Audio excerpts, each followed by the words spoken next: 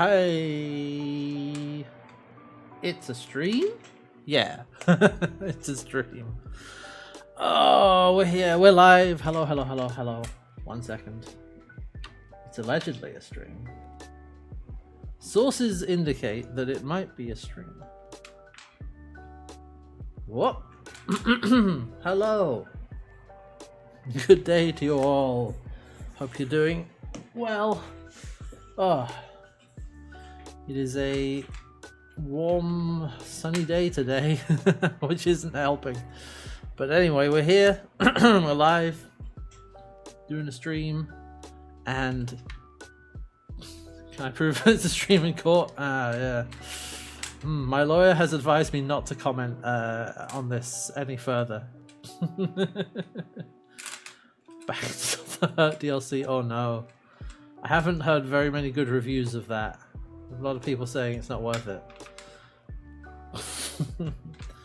But hello everybody. Yes, it's a chill hangout stream today because I'm gonna level with you. I played a lot of Blitzball last night after the stream, not even just on the stream, also after the stream. I'm dropping everything to try and get what I wanted to do. I didn't get that. I still have a lot more to play if I want to get the thing, and I didn't want to do just another stream that was almost entirely Blitzball. I need a break, but I feel like it's doable. It's just really tedious, as opposed to the dodging 200 lightning bolts, which is both tedious and difficult. This is tedious and easy. Yeah. So I thought we'd just hang out and chat, and I just take a break. I will Blitzball in my own time, because I also just don't think that it makes for great streaming. So apologies for it was like 2 streams basically that was mostly Blitzball. It's like, you get worried. Like, I don't think this is fun to watch. I don't know. I hope I'm making it interesting, but entertaining. But I'm struggling to be entertained, so I will blitz in my own time. Yeah, that would help a little bit. The problem is, right, I need to concentrate a little bit. I actually need to pay attention, and doing that and talking at the same time is kind of difficult. If I could just have a Blitzball auto battler, and then we could just chat, that would be fine. But no, I actually have to make inputs and decisions, and I can't juggle doing that. And I don't know, it's more difficult to do both of those things at the same time. Like, I want to just sort of sit back and chat because it's just nothing that's really happening, but I can't because I actually need to pay attention. I can't really react to anything, I can't really be like, oh, look at this. It's like, yeah, kick the ball, throw the ball. So, yeah, I'm gonna do that. I know what I need to do. Again, like, I just need to play a league. The thing right now is, like, I need to finish one league so I can then start re-rolling for the other rewards to get the reels, and then do a tournament, and then do another league, and then do football, it's gonna move. The football is going on forever. The Blitzball is going on forever. Tonight the Titans of Besaid play the Giants of Ipswich. Making them both seem normal sized. It's still one of my favorite Mitchell and Webb sketches. Also because it has one of my favorite, like, editing jokes in a sketch, and it's when it's the bit where David Mitchell goes to see who will win that, and it cuts between like 3 or 4 different shots of him saying that, and then going also. It's like, it's such a really tightly done but really funny edit. I don't know, it makes me laugh. Look at the Blitzball, watch the Blitzball, it's gonna move. every throw of it mattering to someone somewhere, presumably. There are scores to be settled. Scores like 2-1 and 1-0. Oh god. Yeah. But I've had enough. I've had enough of Blitzball for a while. Well, at least, yeah. I don't want to subject you to it. Yeah. Just very aware. I'm like, I'm just killing time here, and wow. Like I said, next week we're gonna get back to business, right? There's a lot of the side, the bonus bosses I don't care about. Like a lot of them are kind of. We tried a few of them yesterday, and most of them are just bullshit. I know I don't have to. I've already resigned myself to not getting the Onion Knight, but I have Onion Knight at home, which is like we modified Lulu's booster cactar to have 1 MP cost, and it's like, you know what, that's good enough. That'll work. But I'm like, okay, I might as well. I can do it. It will be fine. We'll do it off stream because it's not fun to watch. It's yeah.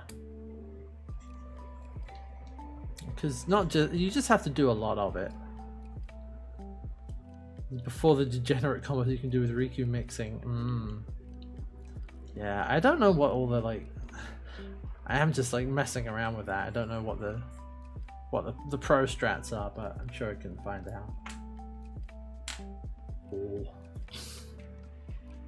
Yeah.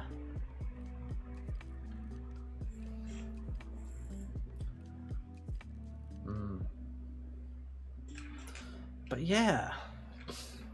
But I will say, like, this detour is like the most. It's definitely some of the grindiest stuff we've ever had to do. Because just, you know, well, that I've ever actually done. There's been other side content in Final Fantasy games that I have not bothered to do. Because it's like, no, I'm not going to do that. But yeah.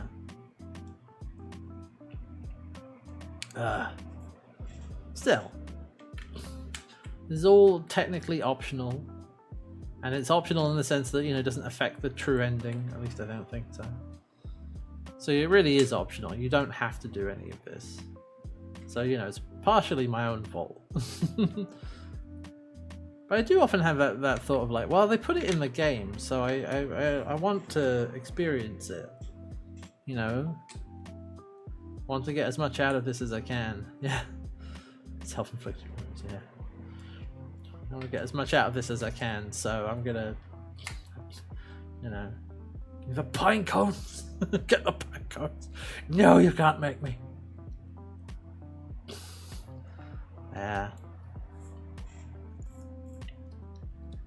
But yeah, it's just because of the way I've been playing it with the sort of the way the guides are laid out. Is like, you know, you come to the end and then the story takes a screeching halt as you sort of jump off and go and do all of the side stuff and then come back and you're like, all right, where were we? Ah, yes, the final showdown begins. Yes. A D&D game ending? I don't know. Well, it's funny because, you know, the difference with a D&D game, if you've got a DM who runs a very active world, you can't just go off and do everything. Because it's like, yes, you know, we promised that we should do all these side quests before we go and fight the bad guy. And while you're doing the side quest, the bad guy's like, hey, I can just go do whatever I want.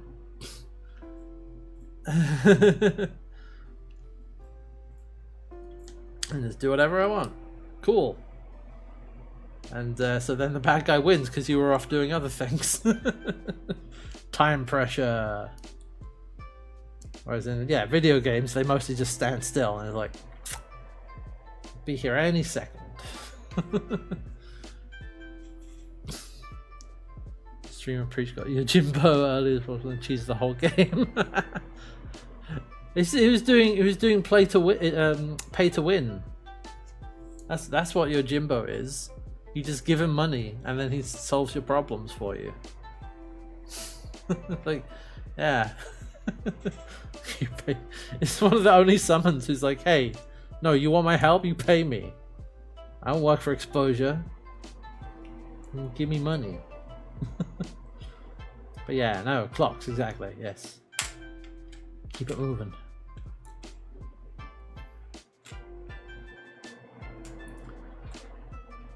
The sort of Shinto theming? Yeah.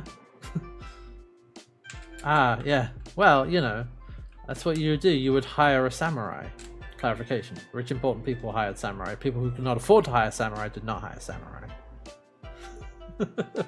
Hire a samurai. But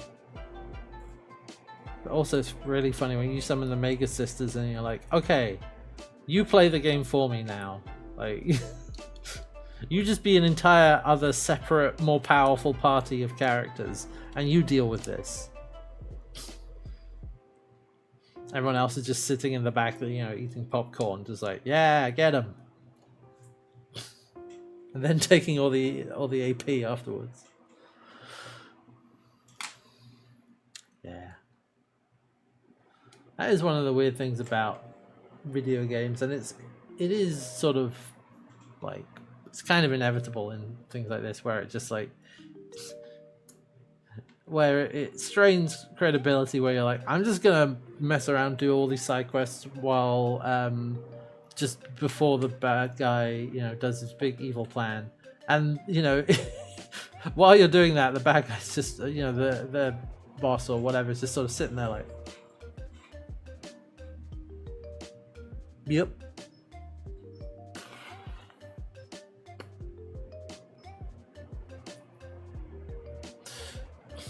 But yeah, we are drawing out sin, it's true, in this case. So, yeah, we haven't actually done that. Slightly on X and giving you the airship so extremely late. Yes, they do give you, like, they give you the airship really close to the sort of end game. And I'm not entirely sure why.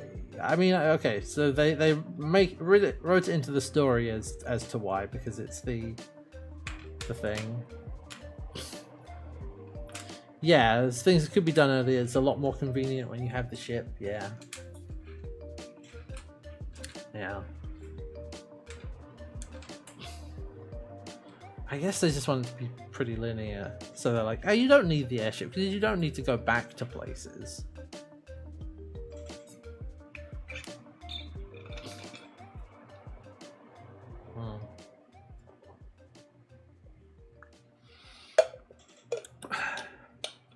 Yeah. Still.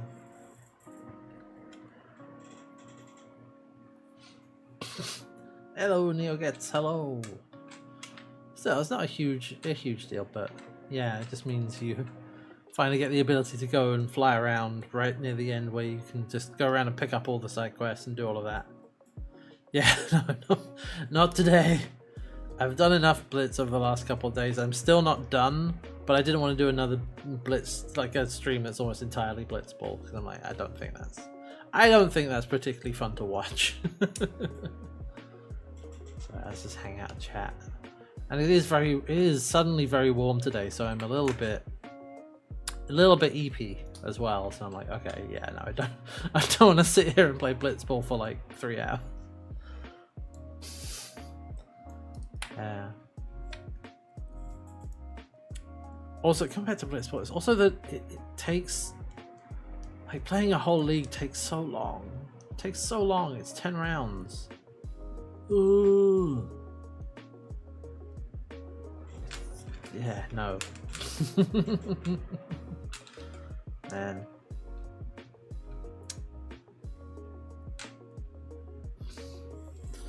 But what's going to be interesting is, you know, once we're done with this, we'll see where we go, you know, afterwards. Definitely, you know, take a break, obviously.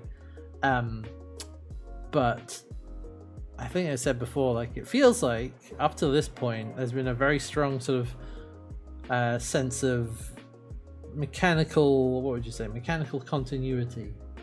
There's been, like, you know, evolutions and iterations and stuff of that nature, but things are about to things are about to change soon. Like, at some point we're going to abandon turn-based battles entirely. Yeah, identity definitely changes, yeah, from this point on.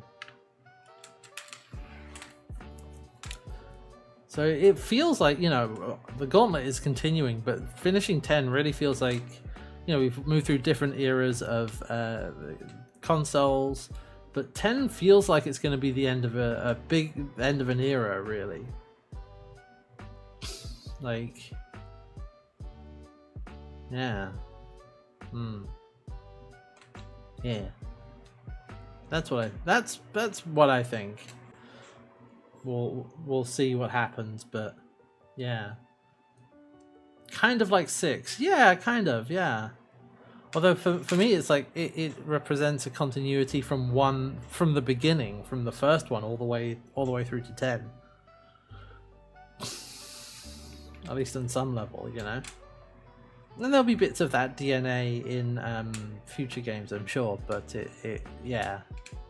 From what I know, it's gonna change a lot more dramatically from this point onwards. So that'll be interesting. Yeah.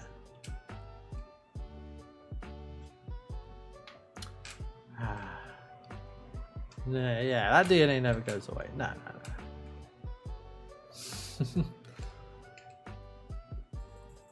And you got to have some franchise staples as well, right? You got to have chocobos, moogles, cactar. What else? Not sure what else. Sid, Gilgamesh. I like your funny words, Magic Man. I don't remember enough about biology to know what you're saying, but I believe you.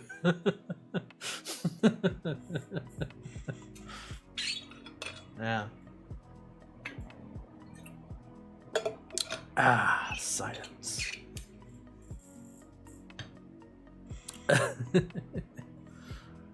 Yeah.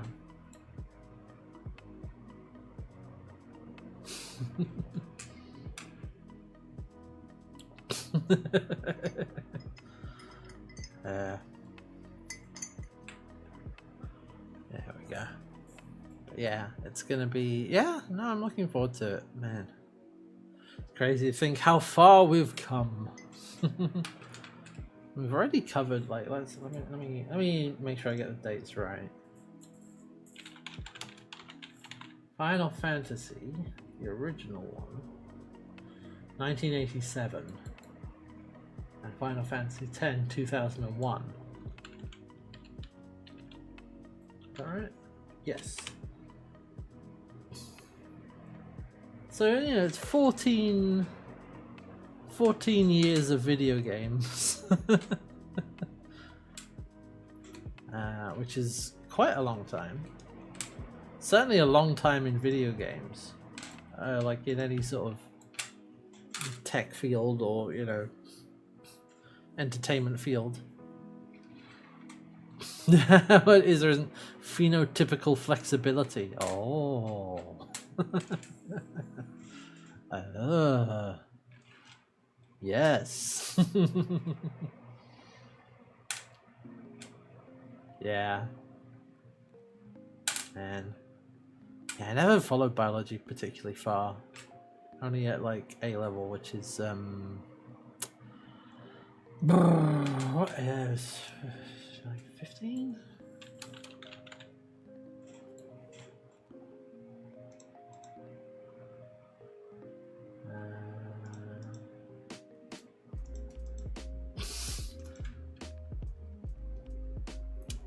Nine, 10, and 11 were designed together with a specific purpose of kind of being that, right? Yeah.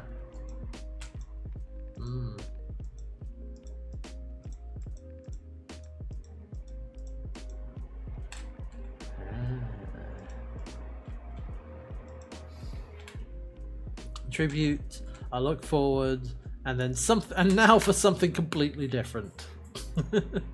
And now for something completely whatever.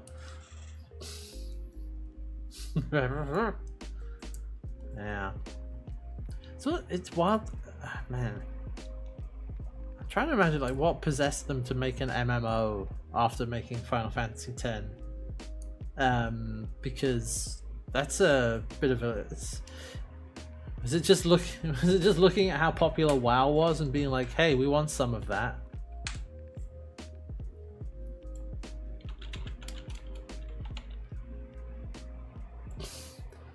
Although World of Warcraft was 2004. Yeah, I was just looking that up. World of Warcraft was 2004, and Final Fantasy 11 was 2002. So actually, no, they were not. They were not. That's what I naturally assumed.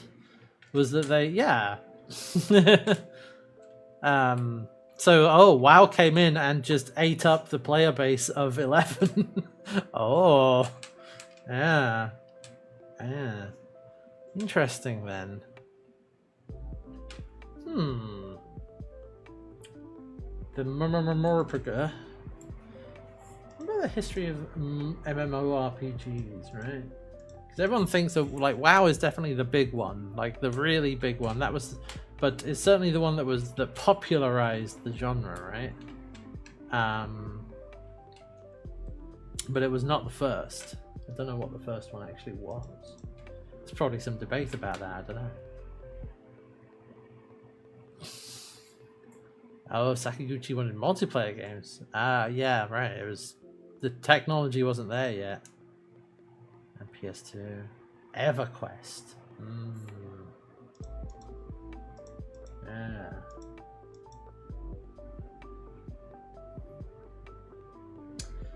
I'm just looking up the wiki page as well, because there's definitely a long history. Oh yeah, RuneScape, of course. How I Mine for Fish.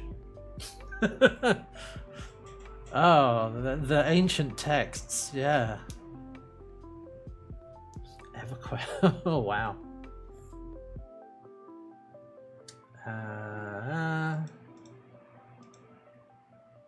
Let's see. Just a quick browsing of the Wikipedia page. There's like upgraded to the US West Coast because EverQuest was so popular. Wow. So it was, yeah, massive multiplayer online role-playing games and their social communities. Previous to this related coinages, they were generally called graphical MUDs, MUDs, to the MUD genre, which is multi-user dungeon. Real-time virtual world, text-based or storyboarded, role-playing games, hack and slash, PvP, interactive fiction, online chat. Oh wow, it goes back. Text-based games, but multiplayer, yeah. Yeah, I want to improve the internet for the US folks. We need to get another popular MMO off the ground. Exactly.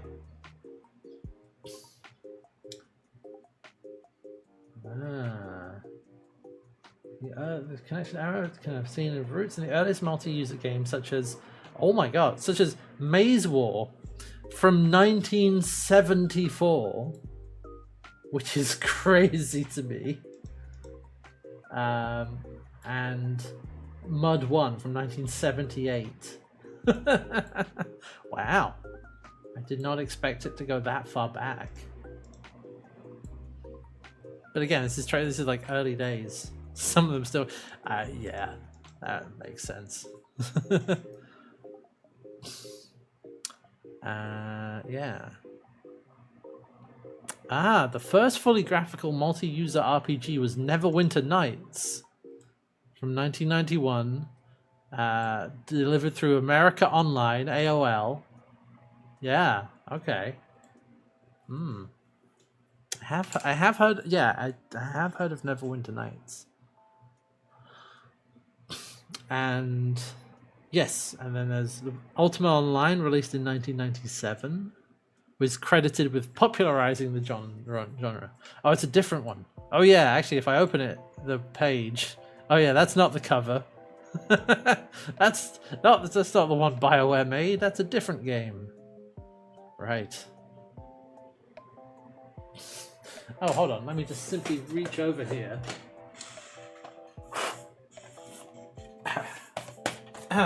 It's not this.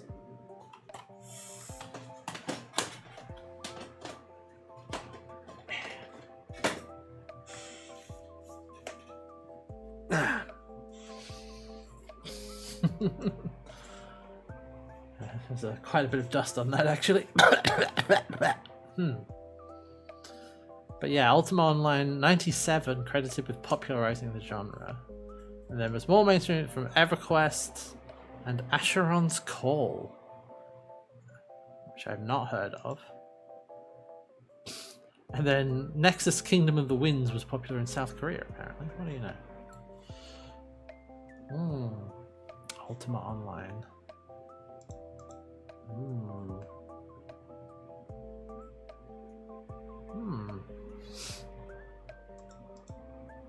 Yeah, wow. Yeah, okay. So you already had... Yeah.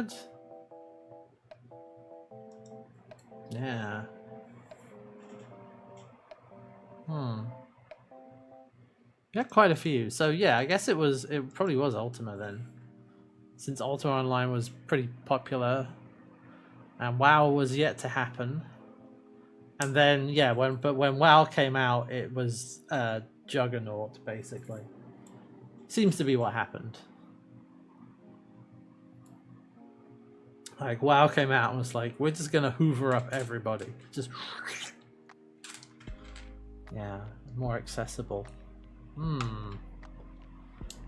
Yeah. So yeah, at the time then, it would have been, yeah, Ultima Online and games like that.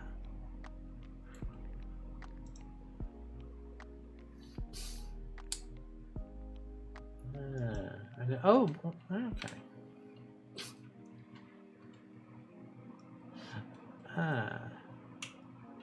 The Final Fantasy XI page mentions that it was the first MMORPG to offer cross-platform play between PS2 and PC, and was later released on the Xbox 360, which is neat.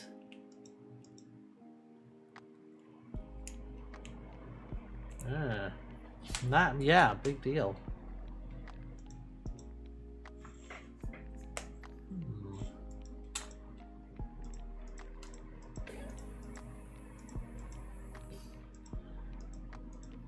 Plot, story, that development, that's what I was looking for.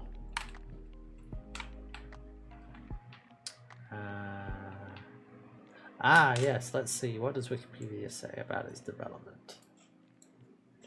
Okay, so the idea to develop 11 as an online game was conceived by Sakaguchi, when establishing Square Pictures headquarters in Hawaii. Impressed by Western MMORPGs he discovered there, such as EverQuest, he convinced them to make their own MMO and suggested based on Final Fantasy. Since it was seen as a greater cause, MMORPG creation was made by a merger of 4 crews. Oh wow, they had a big team. Parasite Eve 2, Brave Fencer Musashi, and teams from Osaka, and Mana and Chrono Cross teams from Tokyo. Development. Okay, development began November 1999.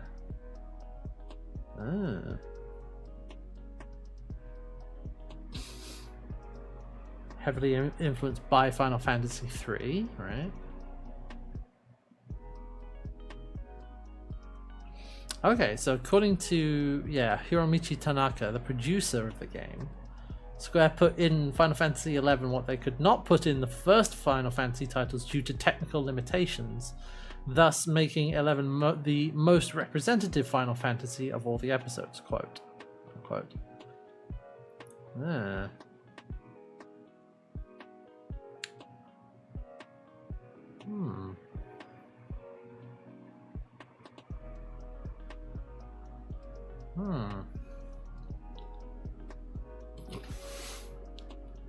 Ah.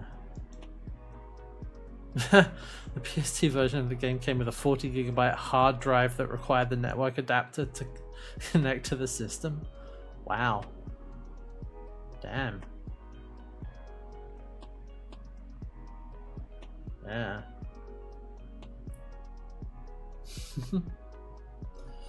And 11 went to become the most profitable game until 14. Yeah.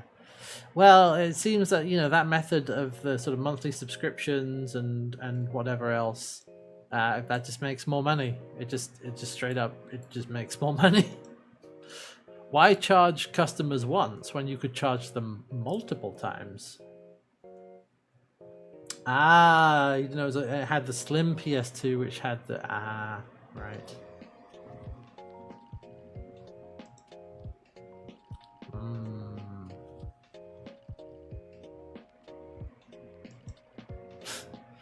I like in the development section it says it's one of the first cross-console video games, continued to update its software to allow the game to run on new consoles. Square noted Nintendo's use of friend codes was the primary reason 11 was not brought to the Wii. It's like, good one, Nintendo.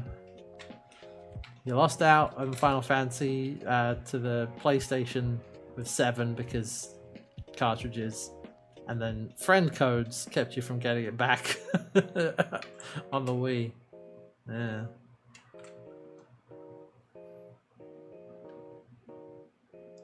Oh.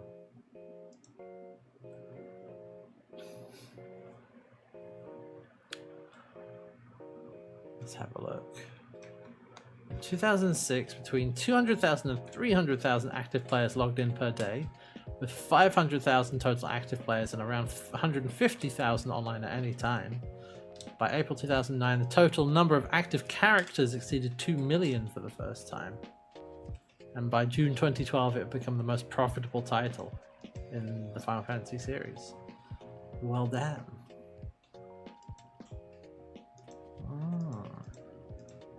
A bunch of expansions. Seems to have been well. Yeah. Neat. Didn't accept debit card. Yes, that would make things a little awkward. Yeah, my plan for trying out 11 is there I believe exists a trial period, a 14-day trial. So we're gonna give that a go. And depending on how well that goes, either call it after that or keep playing. You know. So we'll give that a try, and we'll see how that goes.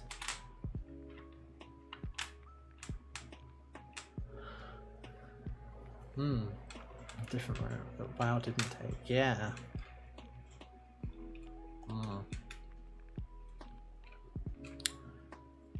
Yeah, I don't remember. I remember, like I think my brother played WoW more seriously, like for a while, and I think I remember playing, like making.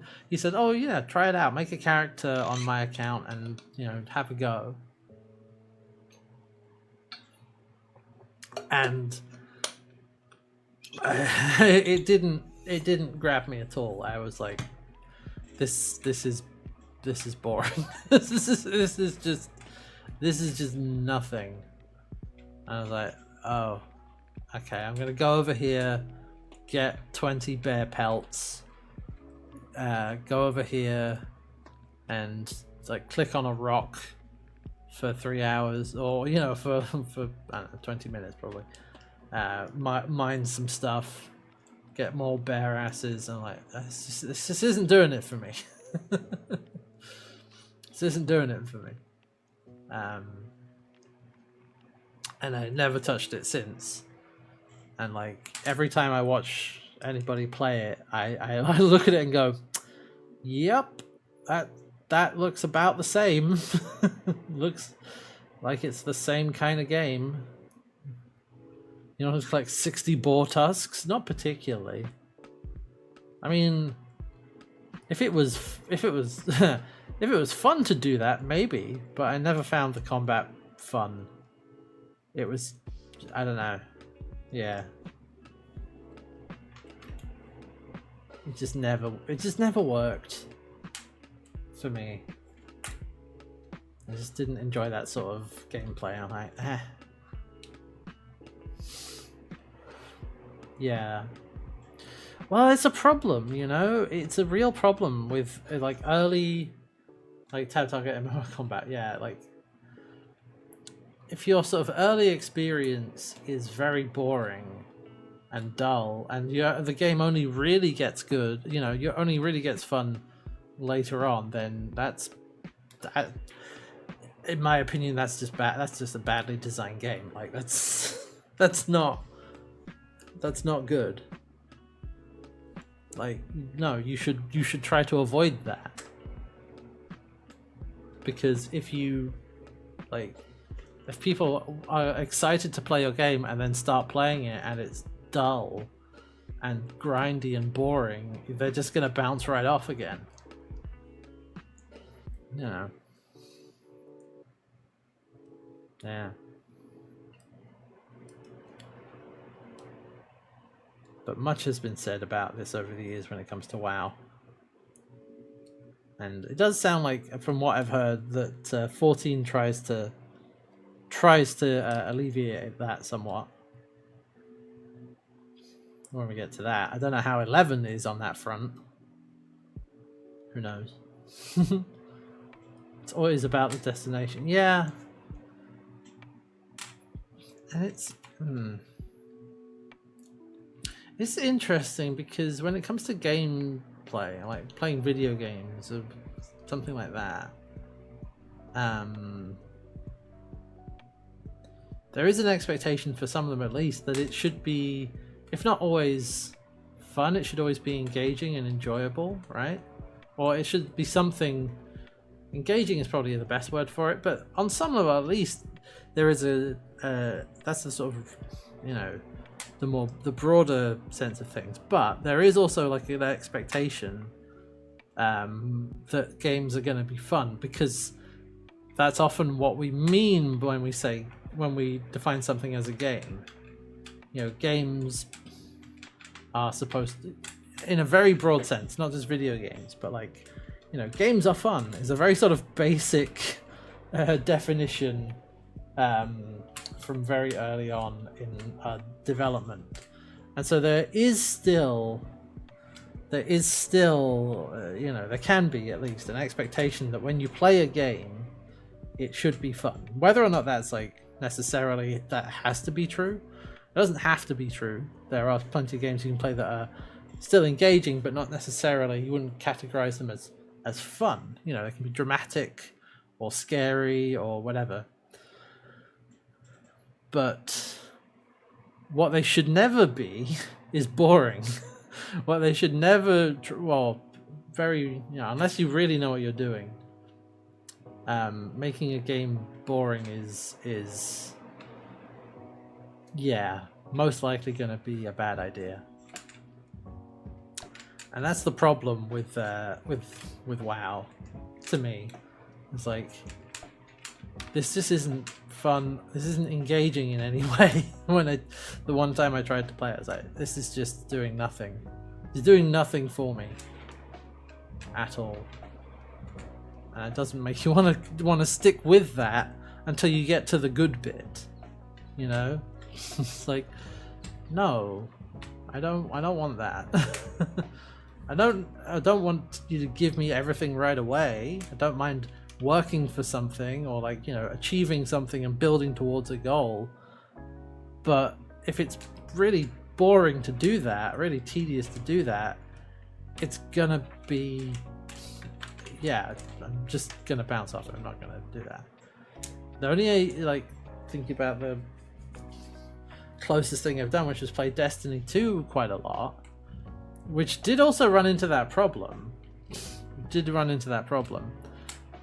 But for me, it was like, oh, that has gameplay that I really enjoy, and like that's a lot of fun for me to play. So it took a lot more to get to that point, but Destiny 2 still did get to that point where it's like you need to win, like, I don't know, 20 rounds of Crucible or whatever, and you would still get, you'd be like, oh god, I gotta do my wizard chores. It's like, we're back here again. We're back in the same flipping place again, shooting the same aliens again. Great. All right. Yeah. Yeah. And that's the thing. I have no connection with the world or anything else, so it's like, yeah, yeah. The PvP required stuff. It was always the worst. It was always the worst out of anything. Yeah. But yeah, like I said, like even that would still get to that point of like, oh god, this is just too much. Like, or this is just, I'm not enjoying this anymore. But it had gameplay that I liked, so it took a lot longer to get to that point, although it still did. Yeah, so we'll see what 11 is like. Yeah, we're entering into sort of unknown territory. For me, is the thing. It's like, oh. Because, who knows? And oh yeah, and like I said, my backup being, you know, if we don't continue with 11 after the trial, then I might be tempted. I actually probably will. I will say, yeah, I will definitely play 10-2 instead, because I want to see what the fuss is all about. And yeah. The 11 channel for the next year? No. If it lasts beyond the 2 weeks, beyond the 14-day trial, I'm gonna put a limit on it at some point, obviously, so I don't just continue. You know, don't just keep playing it, and then be like, okay, now we'll go do something else. Like, yeah. Like a month or a couple of months, or I don't know. Fragmented mana. We'll see. Yeah.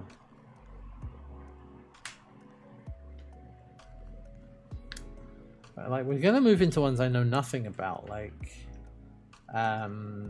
11, and 12. I really know absolutely nothing about 12, and I don't know. It feels like one I've not heard many people talk about it. I don't know if it's like, you know, quote unquote forgotten or just not talked about, but you know, hear more about 13, because 13 made a lot of 13 and its sequels made a lot of people very mad.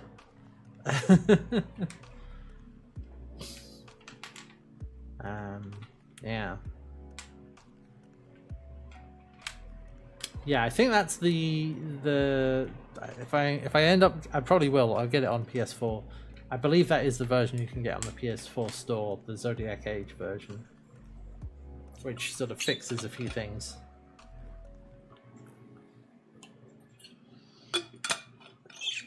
Yeah.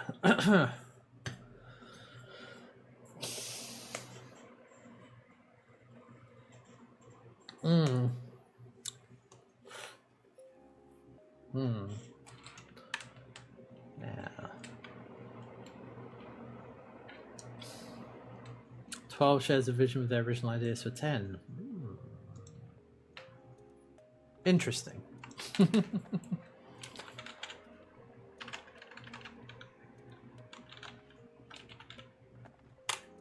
Yeah. Moving random battles instead of battles being on the field, you see monsters as you run around. Oh yeah. Making it more of an action RPG, right?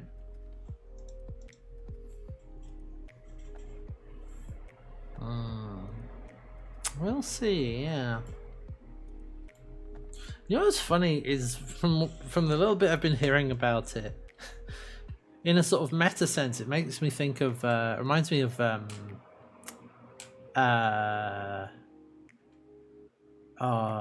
Final Fantasy VIII. In the sense that they were like, let's do something different with this. Let's let's, change things up a bit. Let's make it a little different. And that has, it's more experimental, I guess. Don't know. We'll see if that plays out.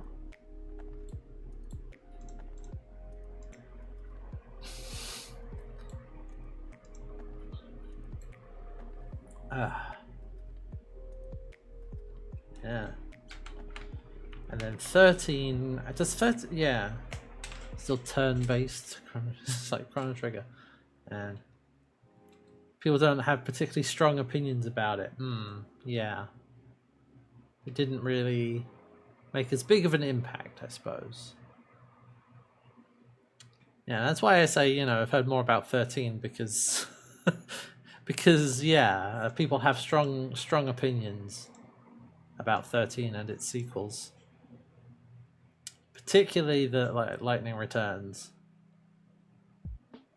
Love the one plot, hate the comments. Yeah. Oh, excuse me.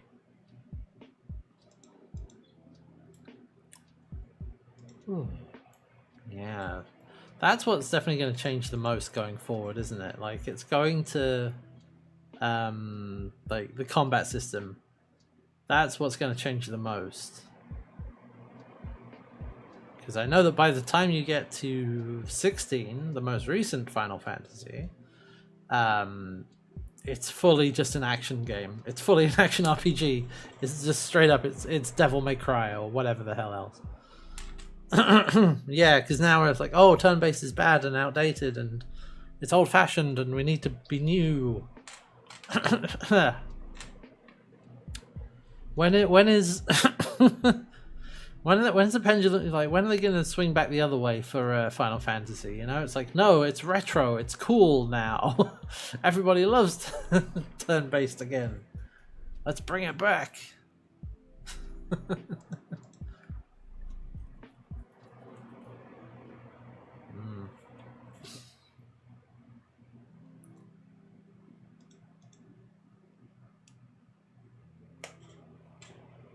Yeah.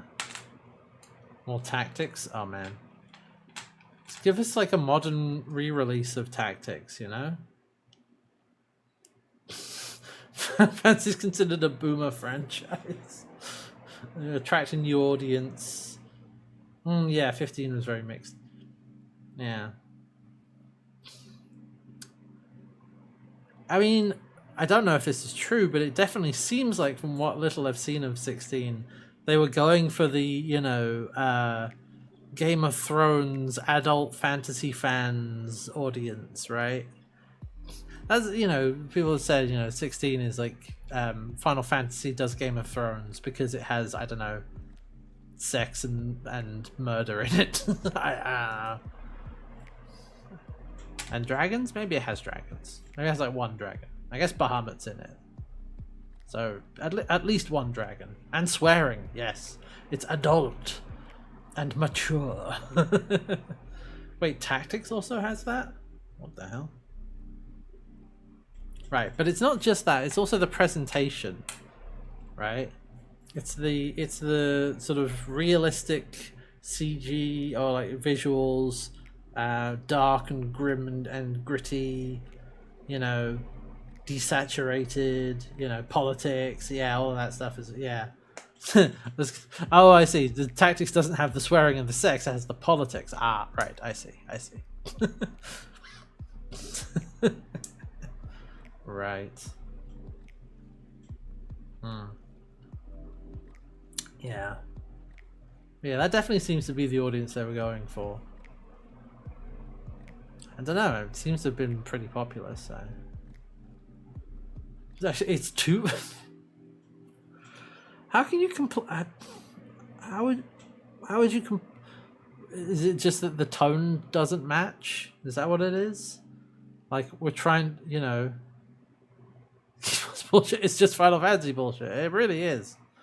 I've been thinking while we've been playing 10 that I'm like, man, I haven't played Kingdom Hearts, but Tidus really looks like a Kingdom Hearts character. Like, his design in particular, like particularly Tidus. And Lulu as well, but really Tidus, you give him a Keyblade and it wouldn't look that weird. And that's the thing, it was because Nomura went on to make Kingdom Hearts afterwards. Like, I know why, but I'm like, oh man, yeah, you can see that early version of that sort of design aesthetic in Final Fantasy X. So it's like, yeah, that's just Nomura doing Nomura things. Yeah, his prototype. Does he show up in Kingdom Hearts? Because I think Cloud does, and maybe I don't know, Squall does. I don't know. I'm just saying he could walk right in there and nobody would look twice. Like, oh, it's like, hey guys.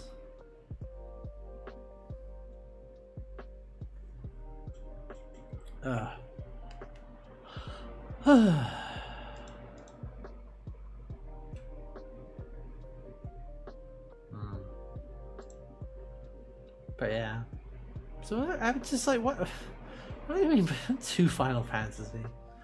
Not always too much Kingdom Hearts, but is it bullshit? Is it just like dense, like cryptic, proper noun usage, you know, where it's like, yes, we must. Do you think the light will beat the? Oh, like, do you think the light will beat the darkness? It's like, no, what is it? You think the darkness will beat the light? No, I think the light will beat the darkness. Whichever way around it is. It's like, howdy. Oh boy. I don't know. Yeah, utterly incomprehensible plot.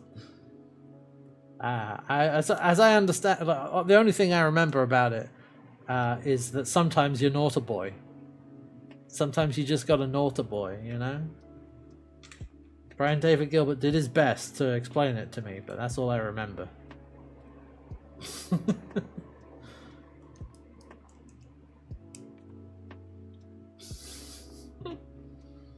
Yeah.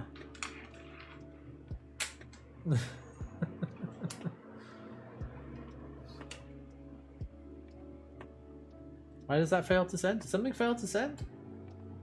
Sometimes Twitch chat does that. Try again. Twitch chat is being weird.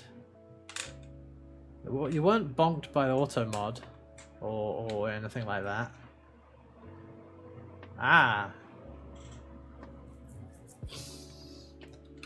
Something could be turn-based 2D if they felt like it's about what the team wants to achieve at the time. Right. It definitely feels like now they can focus on, you know, making the kind of game that they want to make rather than chasing trends, maybe. Or at least that's what I would hope. I would hope that was the case. I would like for that to be the case. You know, like, let's make the kind of game we want to make. Of course, you will definitely get a lot of the Final Fantasy fans being like, "Oh yes, please make another Final Fantasy VI. You know, make another turn-based 2D game." Or just make Octopath Traveler, but it's actually Final Fantasy. You know.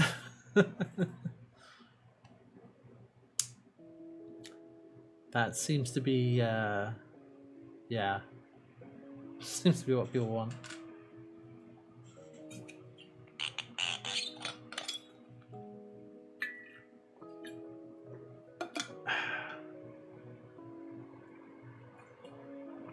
When you find out quickly, Final Fantasy fandom is smaller than the fandom for individual titles. Right. Yeah, you have fandoms per game, not just... There are a smaller number of people who are who's a fan of like everything. Yeah, that's just... That makes sense to me. That makes a lot of sense. Certainly because at least before... like modern age, before you could like buy, you know, Pixel Remaster or whatever, for you to be a fan of everything, for you to have followed the thing, you had to have started in 1987, which ages out a lot of the people who played Final Fantasy like 7 for the first time in 1997 when they were kids. It's like, you're not old enough. You're literally not old enough.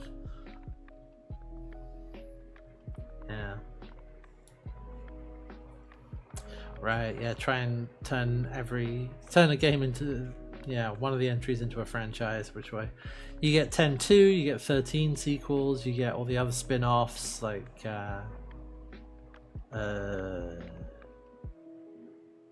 Crisis Core or whatever the hell else. Yeah. Oh. Marble snap? You snapping? Oh yeah, I think so. Pix, what did you do? Those numbers are very large. The hell?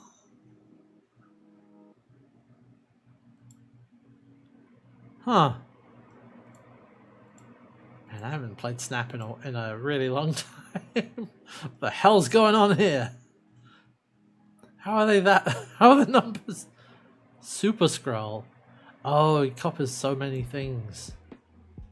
Oh. Good lord. You need to do like the Balatro. You need to hit the inf. I don't know if there is a limit. You know, like, what happens if you break the scoring on Snap?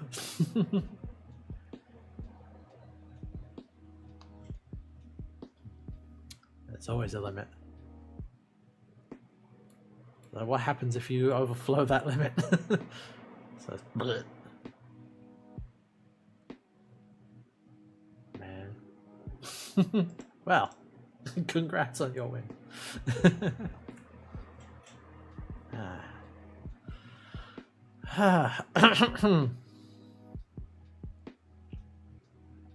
Oh, smooth development. I guess that means everything else has been a bit jumbled. Well, I know 14 had a pretty what's the word? Messy development, because of the state it was in, and they had to bring in, you know, Yoshi P comes in and is like, all right, let's make this a game people want to play. Yeah.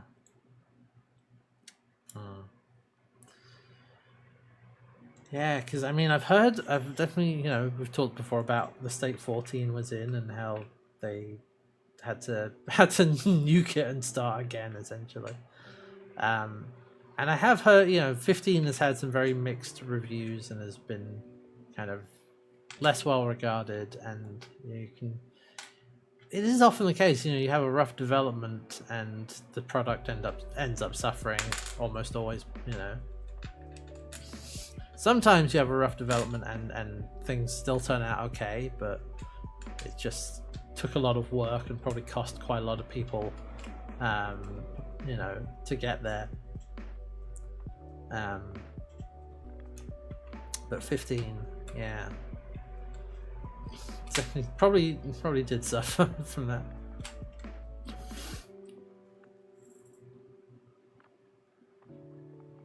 Right. Yeah.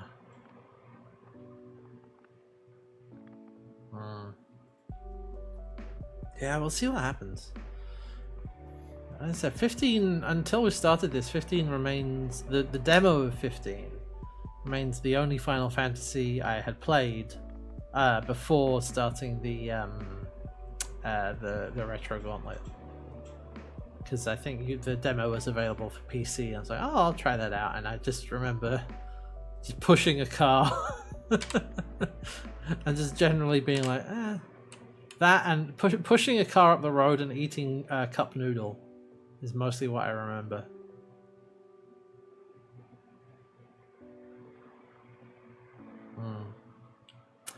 The other thing about 15 is I know that there is like they use actual they use actual cup noodle, and I believe that there's some actual like licensed music in there as well, I think. Which, yeah, it's weird. I don't know how I feel about that. Coleman camping supplies, yeah. It's like you expect them to sort of turn to the camera and just be like, yeah, like, Try cup noodle today. It's weird. Oh, it's Florence and the Machine's version. Ah. Oh man, I'm worried now about when that comes out. Like, oh god, am I gonna get a copyright? Can't buy it. That's always the problem with licensed music in games. If all I get is like demonetized, that's fine. But yeah. Assassin's Creed crossover. Oh dear. Oh, there is a streamer safe option? Ah, that's nice. Well, that would be good if there is. Yeah. It's always such a shame the way music licensing works because, you know, streamer safe options are good. And you know, they're good to have and, you know, I appreciate them. But I always feel like missing out on something here because very often when well, at least when the music is like used in a certain way rather than just like a sort of radio like you get in Fallout, if a song is like an important part, like in oh, is it in Saints Row? Yeah, I think it's in Saints Row 3 maybe, where they play "Holding Out for a Hero" in the finale mission. It's like if you change that for something else, it just doesn't work anymore. It just doesn't work. Like, so yeah, if that, you know, you change that to a generic bit of music and you're like, oh, that's not so great. I know there are some games that do it really well. I think it was Hi-Fi Rush that has the streamer safe version as well. Pacific Drive, oh, interesting. The feel of the world is off in streamer mode. Yeah, it's just an unfortunate reality of dealing with music licensing because if you just put that up on, you know, if you stream it, then because of all the music, you know, someone will legitimately or otherwise slap you with a copyright violation, and then you have to deal with the process of trying to get, you know, either taking it down or you get a strike on your account or whatever, and it's a nightmare. It's a real pain. Yeah, that's what I'm saying. Yes, yeah, most games can't really do that, and you see it now as well. Like a lot of that's why games will get delisted from Steam or other digital or other stores. Not just simply because their music license expired and they didn't renew it because they're like, this game has been out for, I don't know, 10-15 years, we don't care anymore. Like, fine, we've made as much money on that game as we're gonna make. So like happened with, I believe it happened with Spec Ops The Line, and happened with the Deadpool video game. It's happened with, I'm sure it's happened with others as well. And it also happens with TV as well. That's why I think it's Scrubs isn't on streaming. Or no, it is, but all the music is different because they don't have... They had rights for broadcast, but they did not buy streaming rights. They're like, that wasn't a thing. So they don't have the rights to stream the music on like Netflix or whatever. It's like, oh god. Yeah.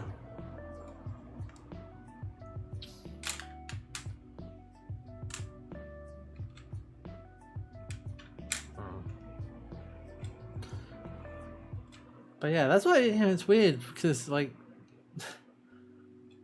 I don't know, Final Fantasy, I guess it's probably only 15, but like why would, I don't know, the development of that, like let's use a real pop song, or I guess no, Stand By Me is not a pop song. Is it? I don't know. Whatever. A real piece of real music. A licensed piece of music.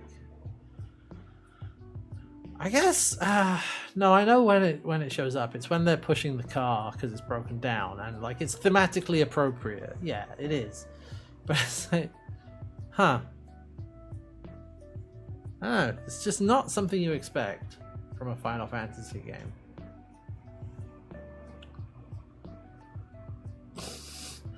Discovered him to have the rights to the 80s using bits of music that they definitely don't have the rights to. Yeah. Well, not just music as well. I've definitely seen games from that era that just put in copyrighted things that they definitely don't have the rights to use. Yeah. Using Star Wars and Indiana Jones riffs. Oh man, yeah. It's such a God. It's funny because I think about like music or copy or Dam Busters, yes, right? Because that's not yeah that was composed for that movie. That's not like a classical piece of music, even though you could be forgiven for thinking it might be something like that, but it's not. it was composed for that movie. Yeah, because I I much more understand like protecting the rights, copyright stuff for smaller independent creators because they need those protections, but I don't know. Big song tie, I understand it by now, but the cover is new. Ah, yes. Was that an existing cover, or is that like a new cover that they had made?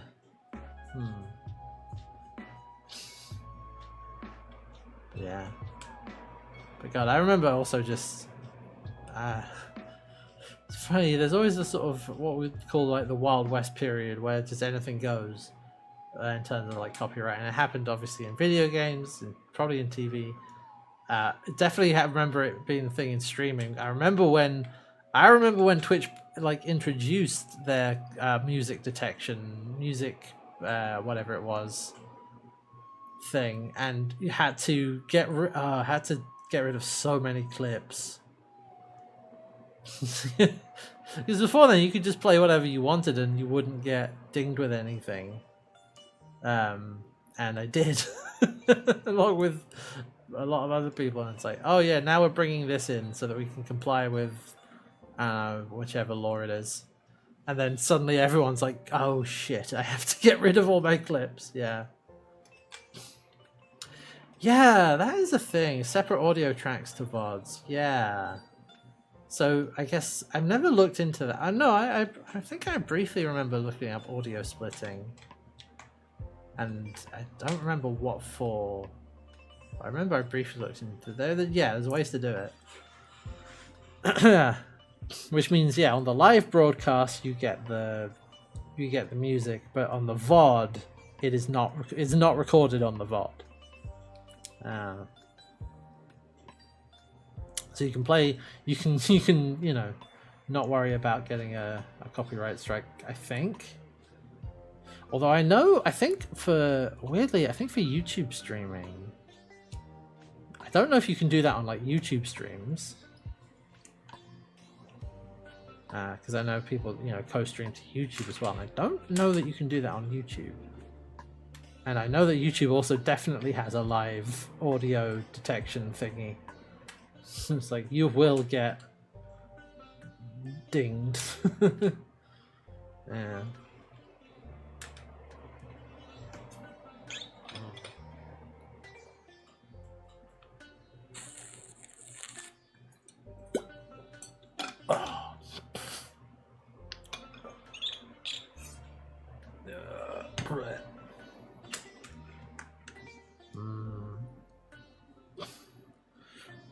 And most of the VODs I put up do end up with not a copyright strike, but it's like, oh, this contains some copyrighted music, but the owner lets you use this on YouTube. Just because it's a Final Fantasy game, there's Final Fantasy music in there. And it's like, yeah, fine, whatever. But occasionally they say like, oh no, it's all fine. And you're like, oh, interesting. The weird thing is, I've gotten muted before on stream just for playing music that I thought was royalty free, because I downloaded it from a royalty, I got it from a website with music specifically made for streamers. I'm like, oh, why did that get muted then? What the hell? That's weird. Although Twitch hack, if you get on and export your VOD really quickly, really quickly, like immediately after it's done, you can start it exporting before Twitch has had time to mute certain bits of audio. So now I just make a habit of, like, when I'm done, I immediately go and start the export just to be safe.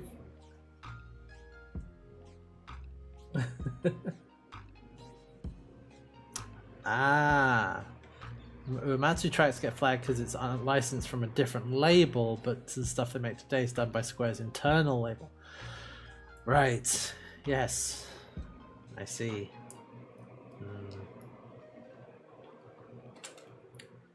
But yeah, it's such a minefield, that sort of like licensing stuff. Because it's also like, you can have a song that is in the public domain, let's say, or is not, but specific performances of that song are, I guess they would be copyrighted.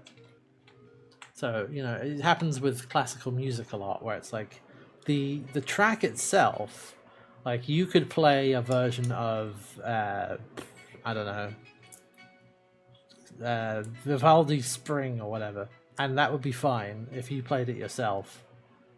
But if you played the recording of the London Philharmonic Orchestra playing it from like 10 years ago or something, that might get hit because that is under a copyright or something. It's like, yep, it's a mess. It's a minefield. Yeah. Oh. Ooh. Crunch. To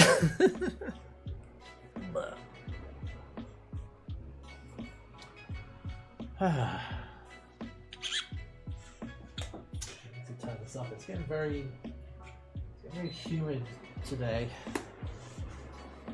It's been fine the past couple of days, but today it just really, shut up.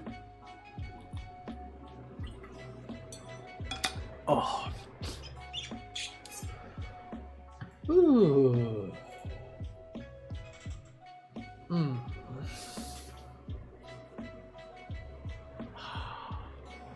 This is I told you I was EP today. Oh.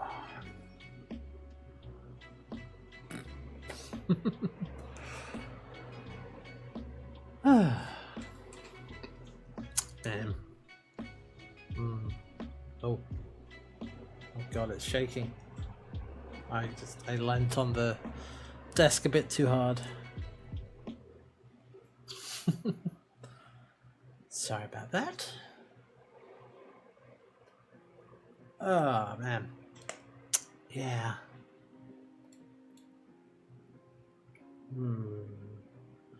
Now I gotta start thinking about where 10 is gonna end up on all of these. Man. Ooh. I don't want to put anything on there right now. Don't want to get ahead of myself. But where is it doing pretty well?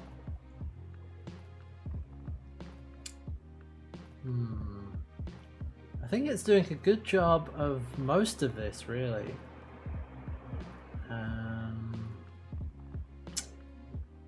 Story, gameplay, characters, visual design, music. Man, the gameplay might be one of its strongest suits. I don't know.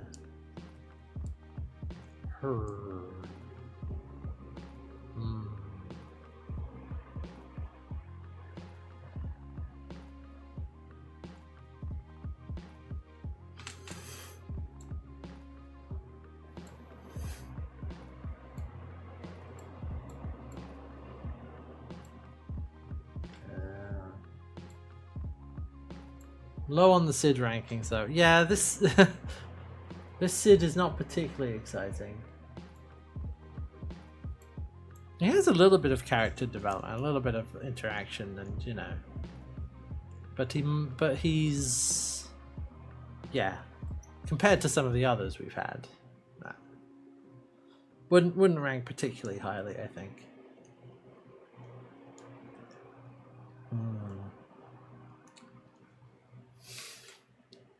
Let's get this.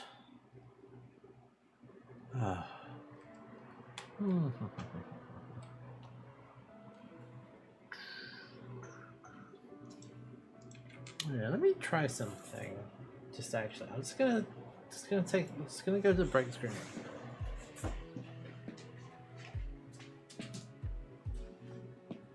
Probably still doesn't show up very well.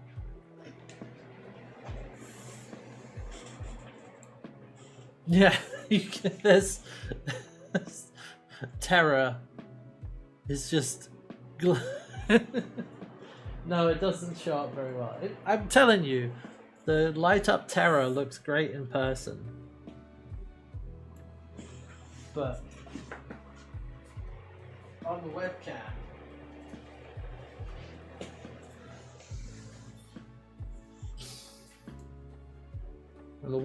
it. Let me see if I can make it show up actually.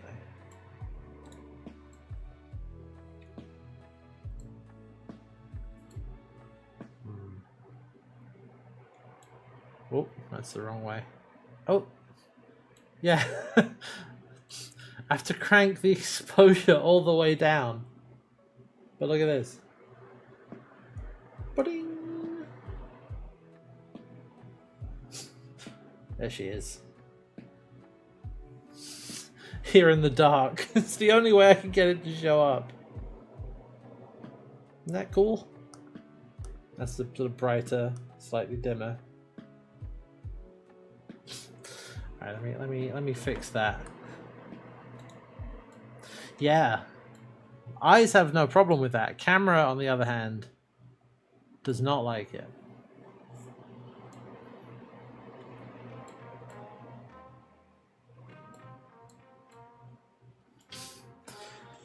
Cameras, it's because cameras can only really deal with one intensity of light at a time.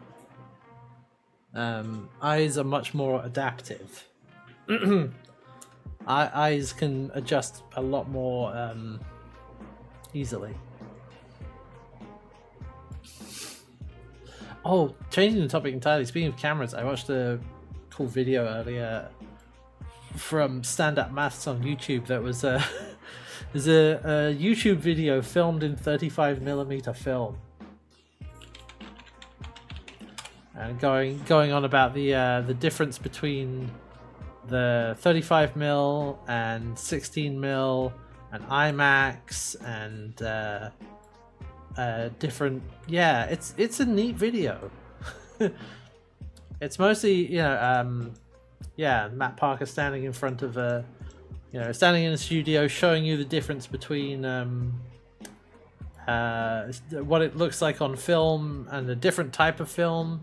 And how film works, how shooting film works for for movies and TV and stuff. Like, it's neat. It's interesting stuff. And seeing the difference between large format and anamorphic and. It's also really fun to watch, and you see there are film scratches and elements that go by. Turn this light on now. That go by as he's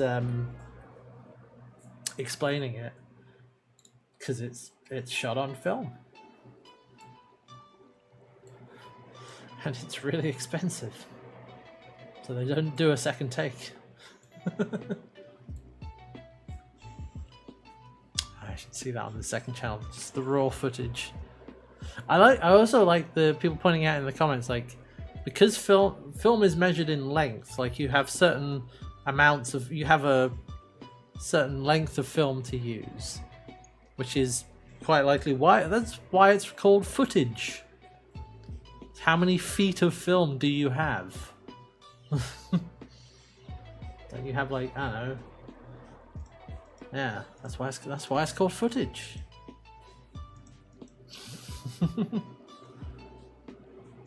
Yeah. But yeah, that's cool. Feet and inches, not seconds. Yeah, we have, like, 100 feet of film left or something. It's probably not that much.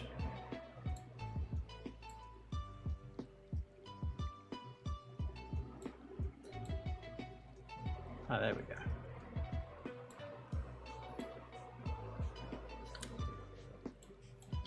go. Words that outgrow their technology? Yeah. Well, let's see. Dial. Dial is certainly one. Like, if you would dial a number, you might be more likely to say call someone or call a number, but dial.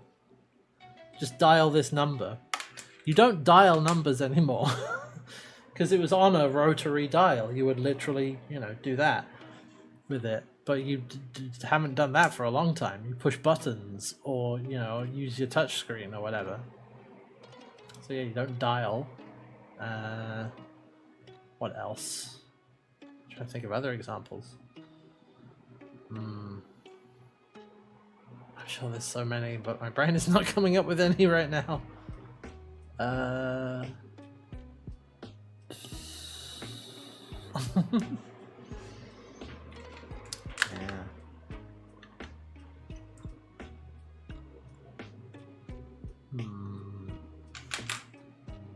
I mean, even filming something. That's why it's called filming something, because you would film. Yeah. Frame rate. Yes, the rate of frame. Yeah. Suppose.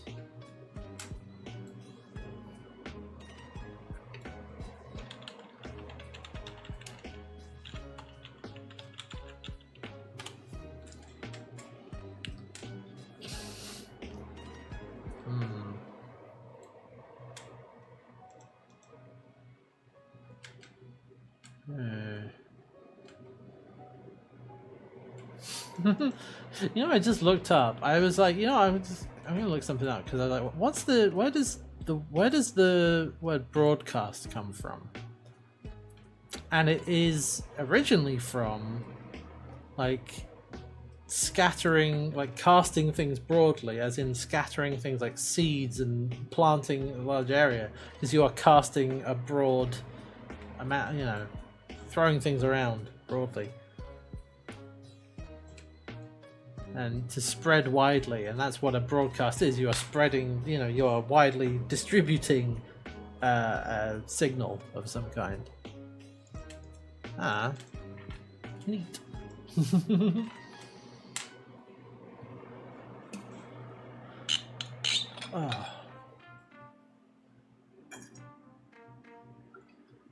All the things unexpectedly named after people and companies.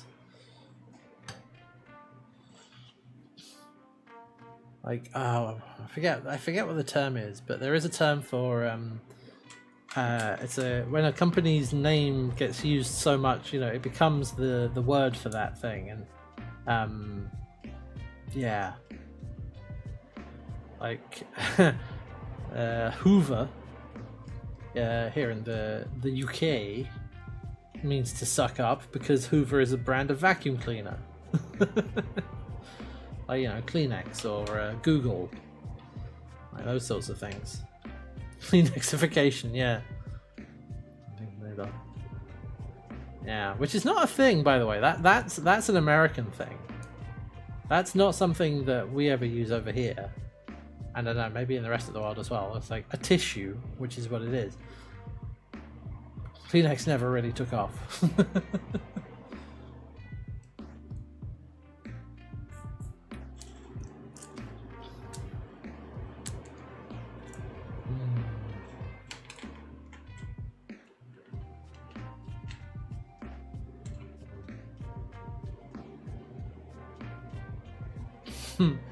Urge to make bless you joke, yeah. A tissue.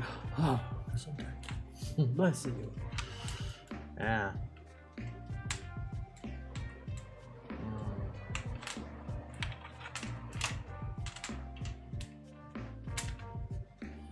So yeah, how about how dialing became, you know, the thing, and then you had dial-up modems, which they were called dial-up because they were calling a number. They were dialing a different number that connected you to the internet, which is why you couldn't use the telephone and the internet at the same time. But that usage of dial was archaic at that point because you weren't physically dialing anything. Unless you had a really, a really sort of like old school modem that actually had to physically dial a rotary telephone to call the internet, essentially, to connect to the internet. I don't know, maybe that was a thing.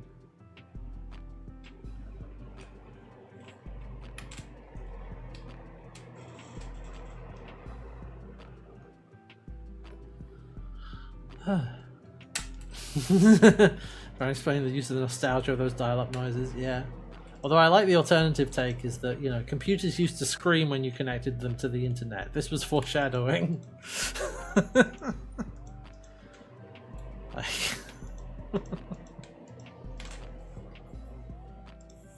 Oh man, speaking of, actually I've commented on this before on Tumblr because someone posted a of all things a clip of Freakazoid and being like, this was ahead of its time. It's like, yeah, this Freakazoid cartoon was ahead of its time because the main character absorbed the entire internet and went insane in 1995. That's ahead of its time. Ooh, in Tron, they transferred the original film black and white footage onto animation cells. Didn't know that they were supposed to use boxes of cells sequentially as they were small fluctuations in exposure sensitivity. Oh, exposure jumps. Ah.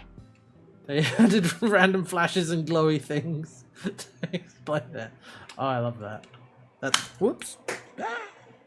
My fidget toy. Dropping everything. Now that's creative. That's a creative solution to that problem. Love it.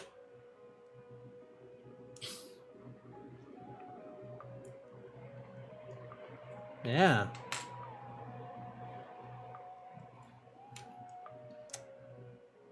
Probably use a lot of those terms in film and photography and television, you know.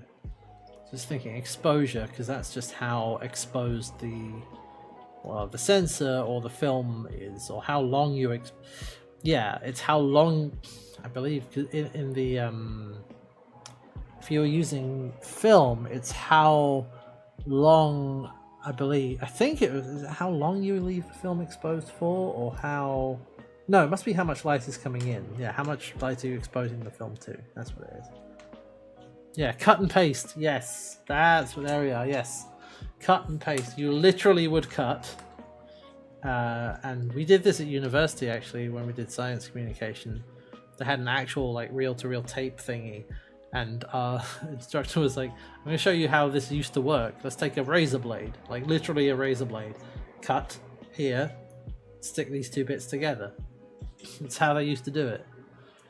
And it might still be the case that in Final Cut Pro the icon for cutting is a razor blade, because it was when we did it.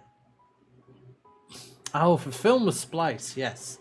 Paste is newspapers, yes. Yeah, you don't use paste to... Oh, one of my favourite ones, actually, yes. Uppercase and lowercase. Why letters are called uppercase and lowercase is from printing, because, you know, you have the box with all your letters in, and the capital letters were in the uppercase, and the small letters were in the lowercase of the box. Yeah.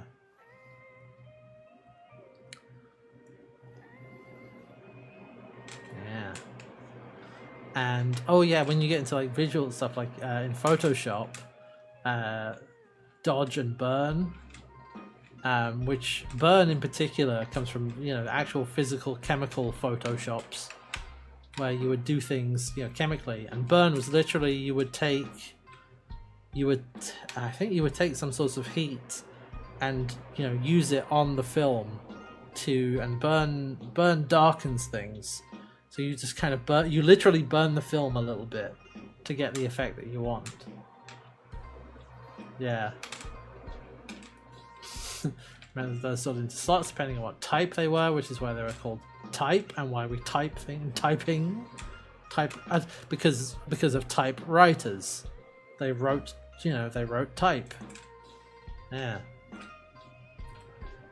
I'm pretty sure, I don't know if it was the case with typewriter, but I know that calculator was an actual job before you had pocket calculators, before you had electronic calculators. You would hire people to be calculators who would calculate things. And typewriter, I don't know, was typewriter one of those jobs as well? Might have been. I would believe it. Sorry, they simulated printing with type. They didn't write. They didn't literally write. No, that's true. Was it computers? Oh, am I getting it mixed up with computers? Yes. Sorry, yeah. You're right. Not calculators. Computer was a job description. That's what it was. Sorry, I was close. Because I think you were computing things. You are doing mathematical calculations. That's probably why I thought it was calculator.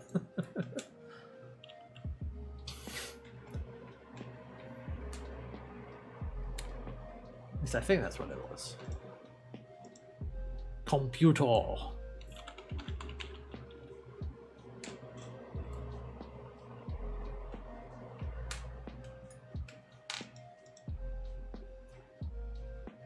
Yeah. According to Wikipedia, yeah, there's a picture on Wikipedia of what's called a human calculator, as in a human computer with a microscope and a calculator. In 1952, but the calculator is this big chunky thing that looks more like a typewriter. So I guess you had mechanical calculators, yeah.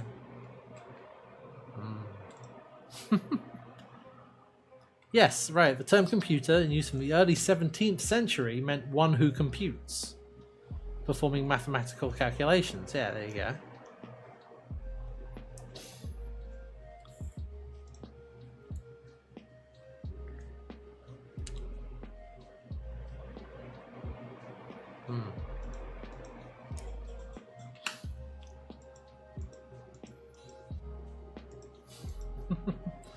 How many of those terms you can see? Yeah, I bet there's a lot.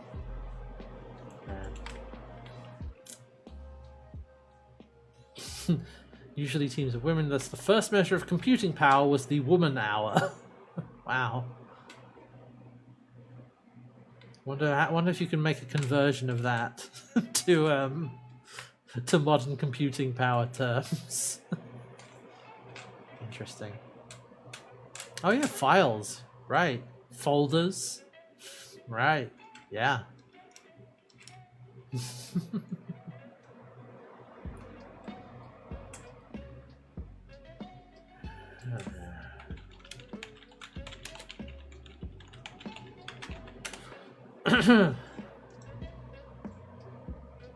Xerox for all that. Well, I mean, that's another phrase. That's another brand name, I think, at least in American English. To Xerox something is to make a copy of it.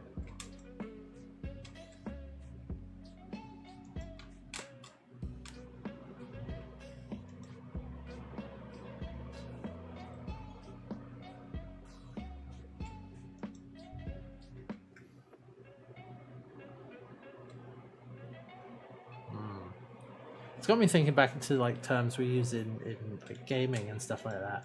Since we were talking about MMOs, it's like, where did tank come from? I guess it might just have been from frag, right? Well, that's a real term. I believe, because frag is short for fragmentation, and so you had, well, at least it used to be.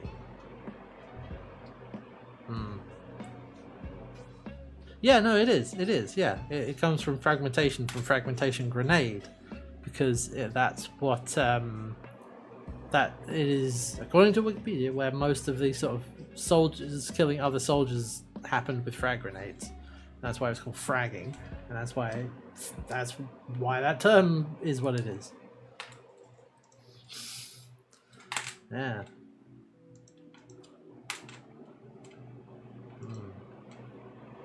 Doom popularized its use in games. That makes sense.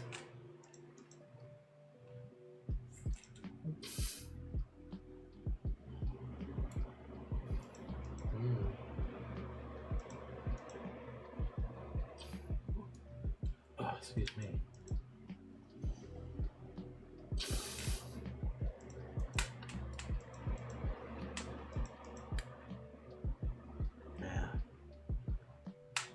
Oh, Batmud in 1992 seems to be where it was first used. Damn. It's a long history.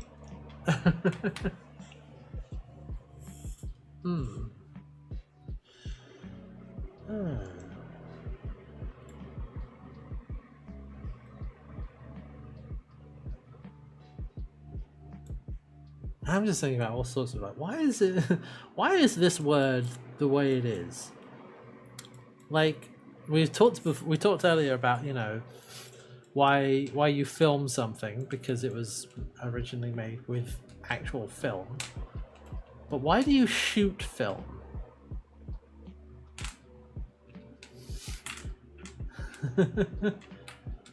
Why is it shoot? You know, you shoot a video or you shoot film.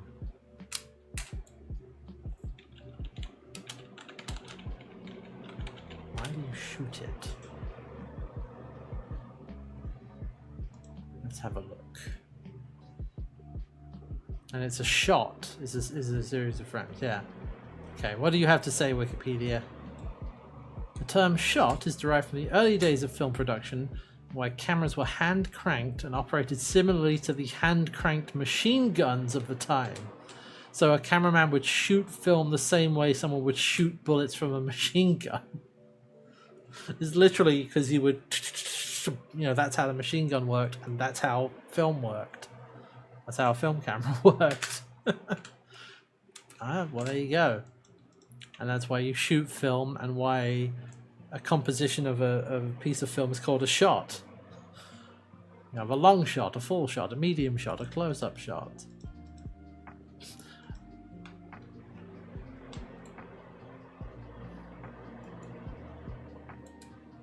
Yeah.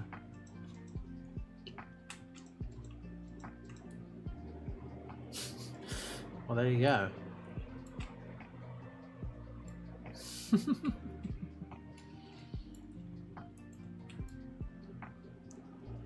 and now that's stuck around. So now you shoot things digitally, or you film it, or you shoot it, or you know.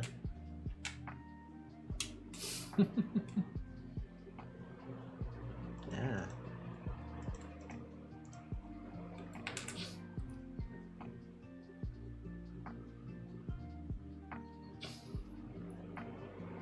Oh, and even snapshot. Yeah, a snapshot was a shot fired quickly from a gun without careful aim.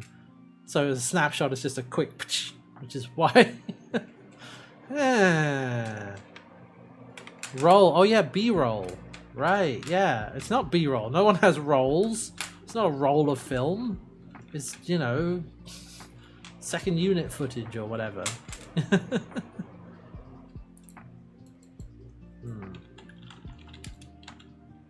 And B-side? Wait a minute. Discs don't have sides anymore. Wait. No, discs. No, they don't. There's tapes. Yeah, the reels, Instagram reels, yeah. Because from a film reel, or reel of film. What's a disc? Ah.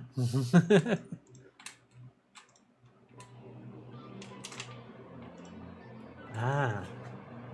I was just wondering about like where blooper comes from. And it means a blunder, but it's actually huh. There are a couple of options, but one of them is from the early days of radio, or from baseball, to hit on a high arc over the head of a fielder. Yeah. kid who did ask what a CD was. Yeah, well, nobody don't use CDs anymore.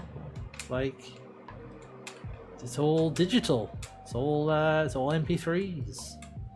Or I guess it still is MP3s, huh? Yeah. Yeah, what's a CD? Well, oh no. Yeah.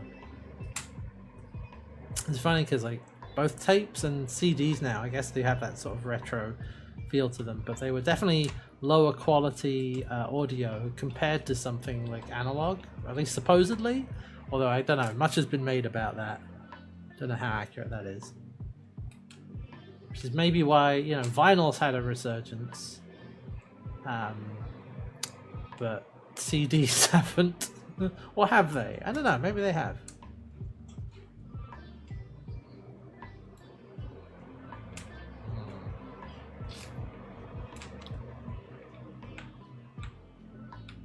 Also, I'm just thinking about it, just the fact that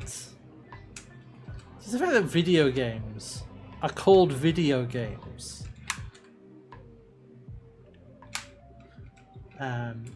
Which is also, there's a distinction between like American English and British English, because in Britain if a British person is above a certain age, they are more likely to refer to video games as computer games.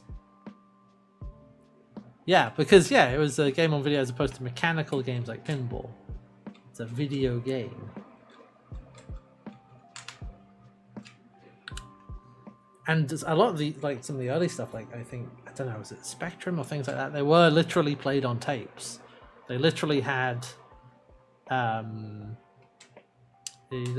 like a cassette tape that had the game on it.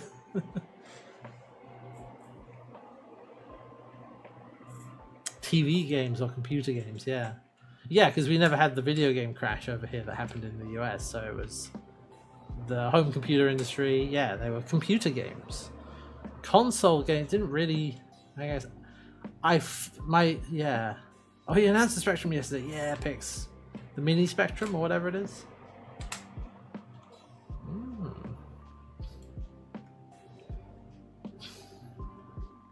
Oh no, the full size. Oh, full size one. Ah, an even larger Spectrum. We need to make a maximum, an enormous Spectrum.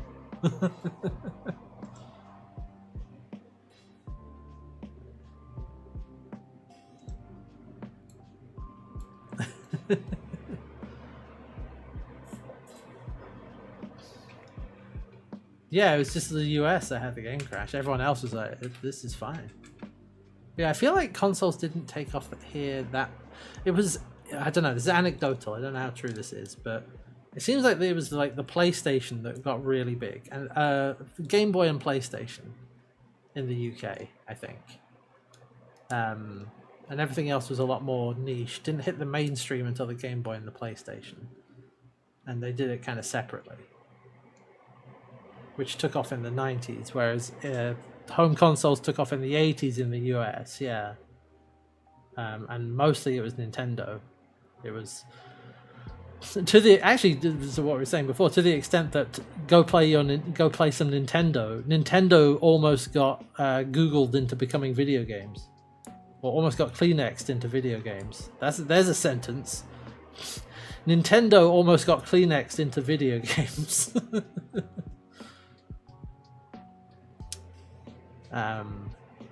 But that is, that's one of those sentences that requires a lot of context to actually be comprehensible.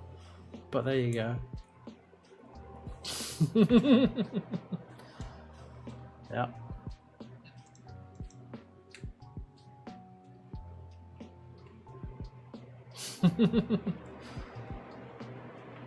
Skyped. No one uses that anymore.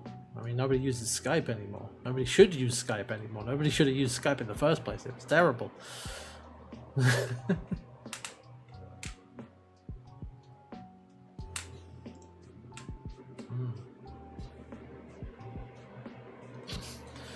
We had to use the name as the verb. Oh god, yeah, the gonna zoom ya. Oh god, the Brennan CEO videos are so good. We're still here, man. We're still... Oh, so you all went away. I don't remember any of the rest of the lines, but oh yeah. Nintendo in Sweden. Yeah.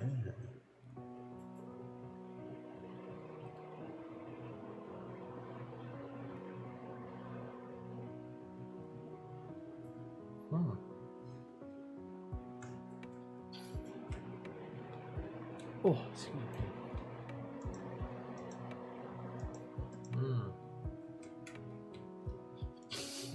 Just bodged a brand deal into existence?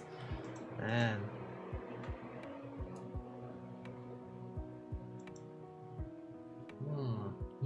Grifted Nintendo? Oh, very well, I see. Wow. I mean, I guess, is it like that? He posed as a huge import company. It's like, yes, I will import you, but it was just, oh, wow. He's an entrepreneur on that hustle grind set, I guess. Wow. So yes, I will totally import all your stuff. It's just, yes, my company full of a large number of employees, the massive distribution network. It's not just me in my basement. Nope, it's fine.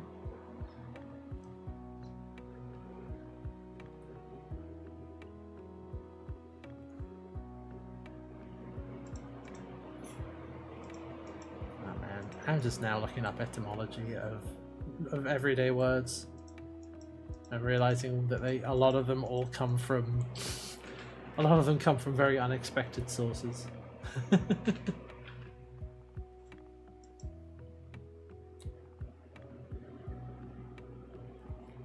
Yeah.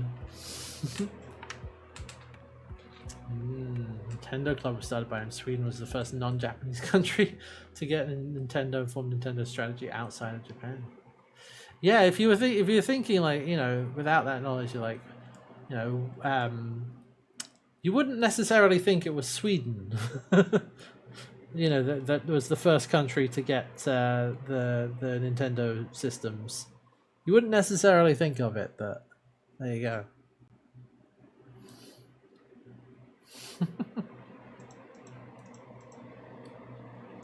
Oh man, I just found a killer bit of etymology stuff. You know, with things that come from nautical terms, like I like the cut of your jib is a nautical term. Jib being a piece of a boat, like a sail. But here's a word that you might not expect would come from a nautical source: average. This comes from the late 15th century, meaning any small charge over freight costs payable by owners of goods to the master of the ship for his care of the goods, and financial loss incurred through damage to goods in transit. From French avarie, which is damage to the ship, and Italian avaria. And a word from 12th century Mediterranean maritime trade, of uncertain origin, sometimes traced to Arabic awaria, damaged merchandise.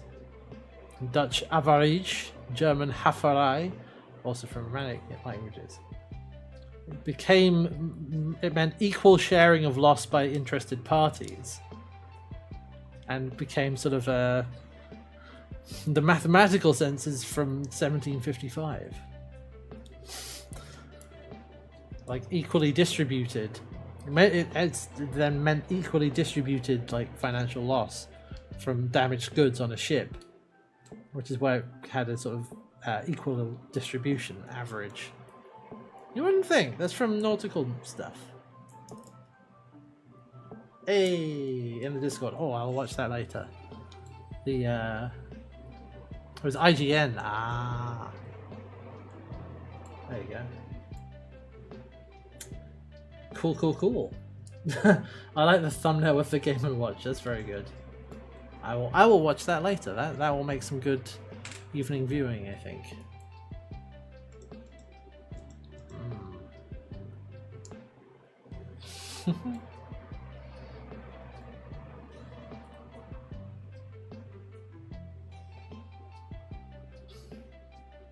There's a lot of so I was Googling, I pulled up a list of random nautical things, like I said, and there are so many terms that we use that are just from nautical stuff.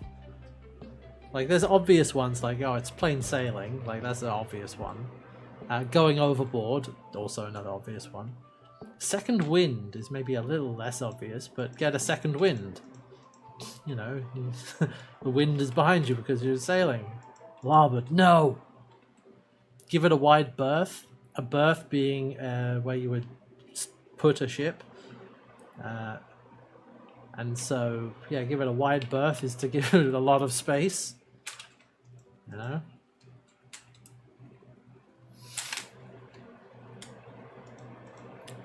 So all sorts of things.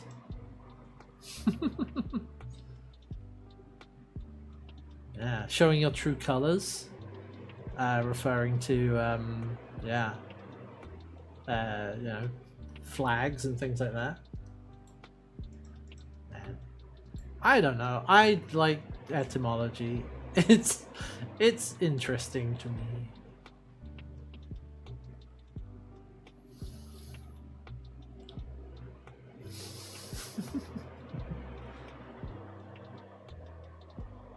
Oh, God, sorry, there's someone linking a Tumblr post of about Latin.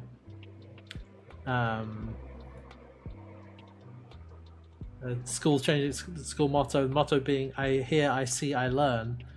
Putting it in Latin, the Latin for "I hear, I see, I learn" is audio, video, disco. And so I'm pointing out, like, you can technically translate "I learn through suffering" into "disco inferno." Which is fun with languages.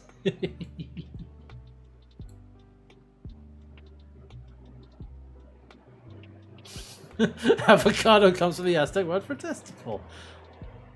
Yeah, I can see why. I can see why. Yeah. Yep.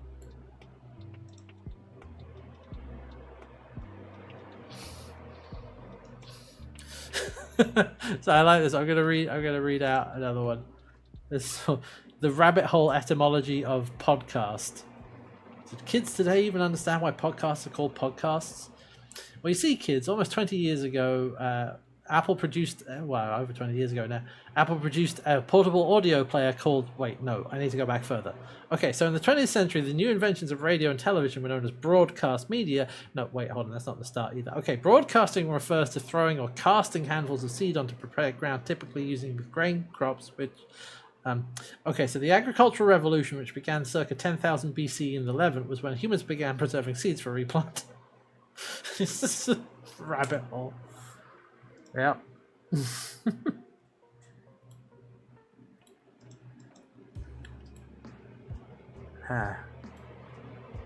Also, the use of since this is a meme, actually the word meme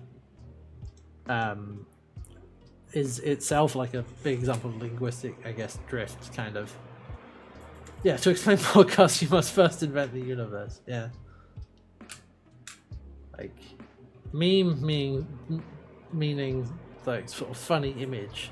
When it originally meant, you know, before that, it meant, like before that it was images that would be shared around, as in, you know, they would be spreading, would be popularized, not just a funny image. But before that, it was it actually Richard Dawkins who coined it? Like, memes the DNA soul. Yeah, it was Dawkins who coined it. Okay, yeah. And it is a, what is it? What's the original definition? Meme. Yes.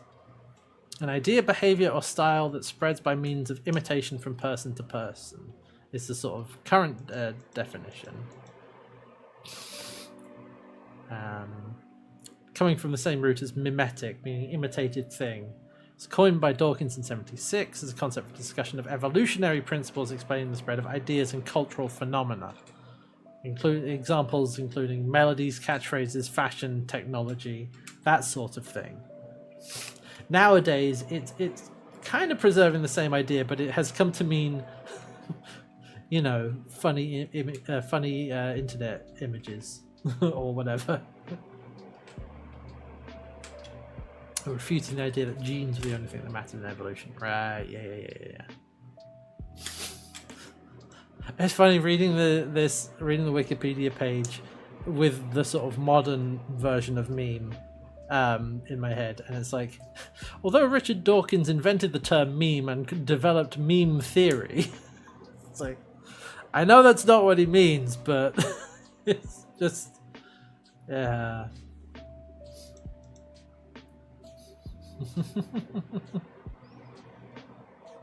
Yeah.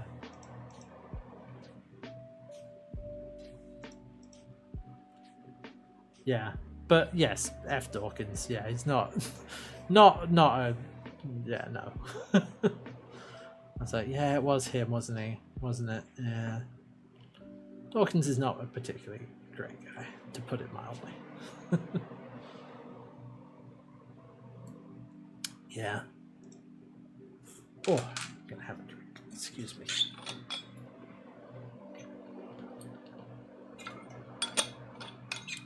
Ah.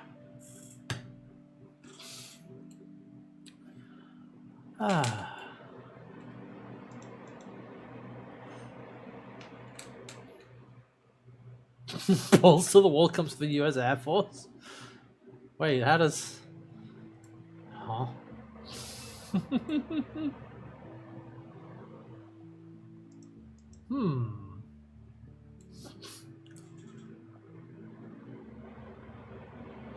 How does...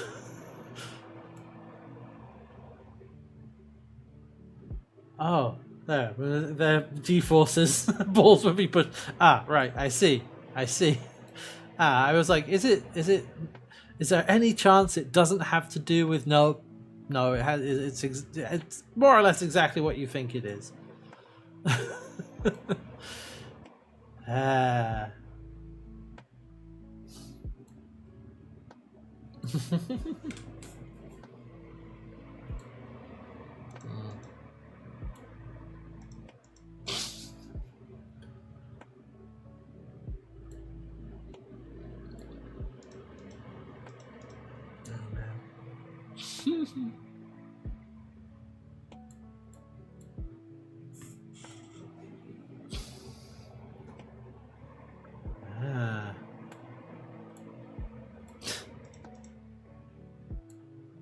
Yeah, that's a lot of things. Skosh is just a skoosh. Comes from Japanese sukoshi, which means small amount. And Jesse and Pal still. Oh yeah, that is. God, that is obsolete, isn't it? Yeah, he uses those formats anymore, whatever they are.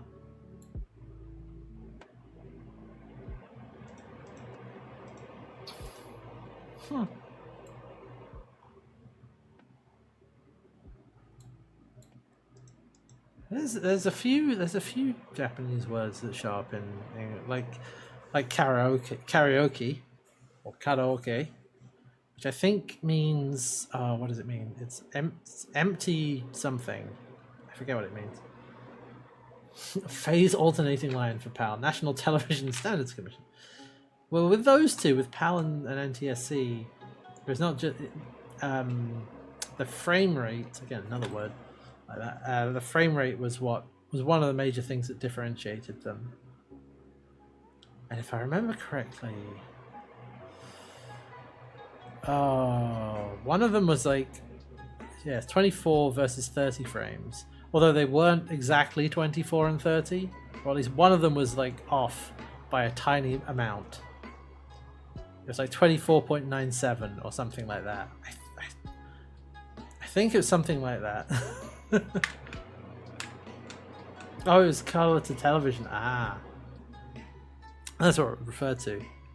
I just one there was a difference in frame rate between the two, or maybe that was just difference in television at the time.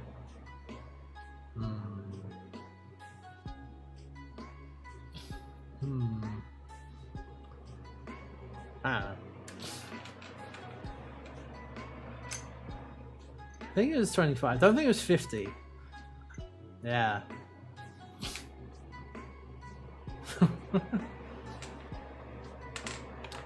Oh, it was because NTSC was added to 60 Hz and PAL was added to 50 Hz. Right, that's what it was. Right, so NTSC would have been 30 FPS and PAL would have been 25 then. Yeah. But again, I think it was...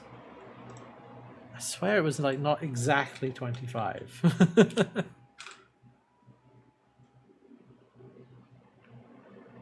Well, that might just have been video software that was like, no, we can do like 24.9, I don't know. Something like that. It's like 24.97. Yeah, it's stuck in my head. You don't want to run the Euro versions of PS1 games, you want a steady frame rate. Oh no, it was NTSC, I was trying to remember. Okay, I got it mixed up. Yeah, 29.97. Okay. I don't know why I remembered it was 0.97, but I had 24. It was 29.97. Not. It was the NTSC, not PAL. Yeah.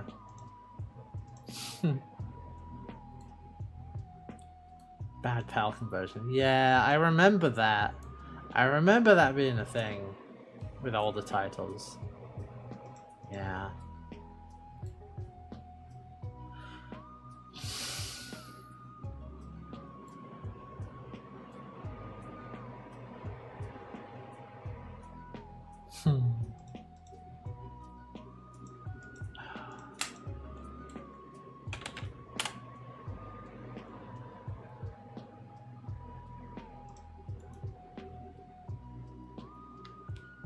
Oh, sorry, yawning. Whoa.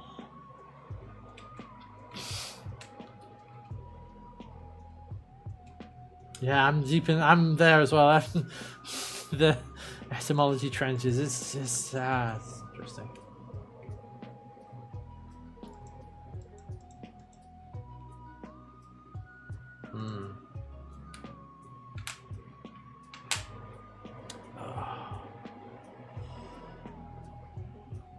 Ooh, analog TV stuff.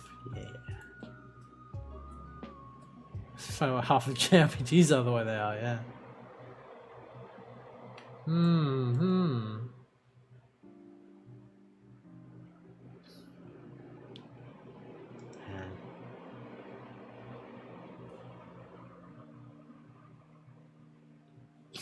Wizardry is now Japanese being Western over. Yeah.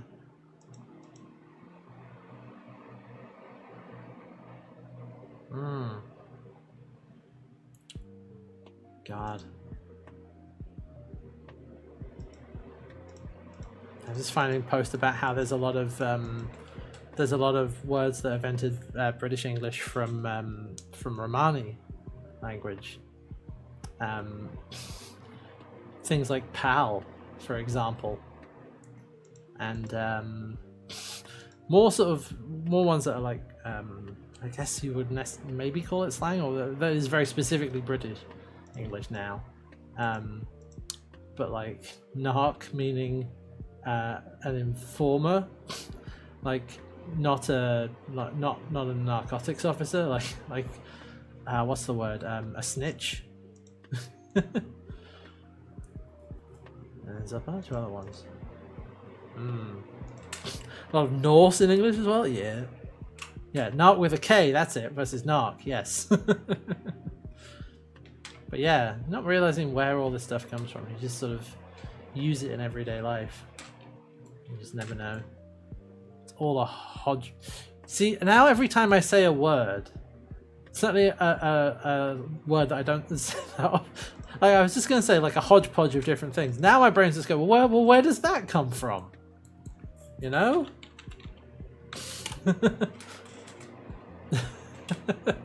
That's from late Middle English. Maybe. An early French one from hodgepot. Spelling was changed. It's a hot pot. A stew of many foods cooked together in a pot. Right. That makes sense. That makes sense. Flapjack? Hold on a minute.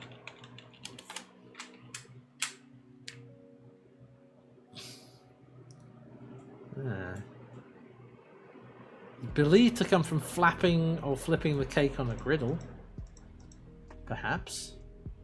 And flap to toss sharply, and jack being a generic object, just a thing. Perhaps. One potential explanation.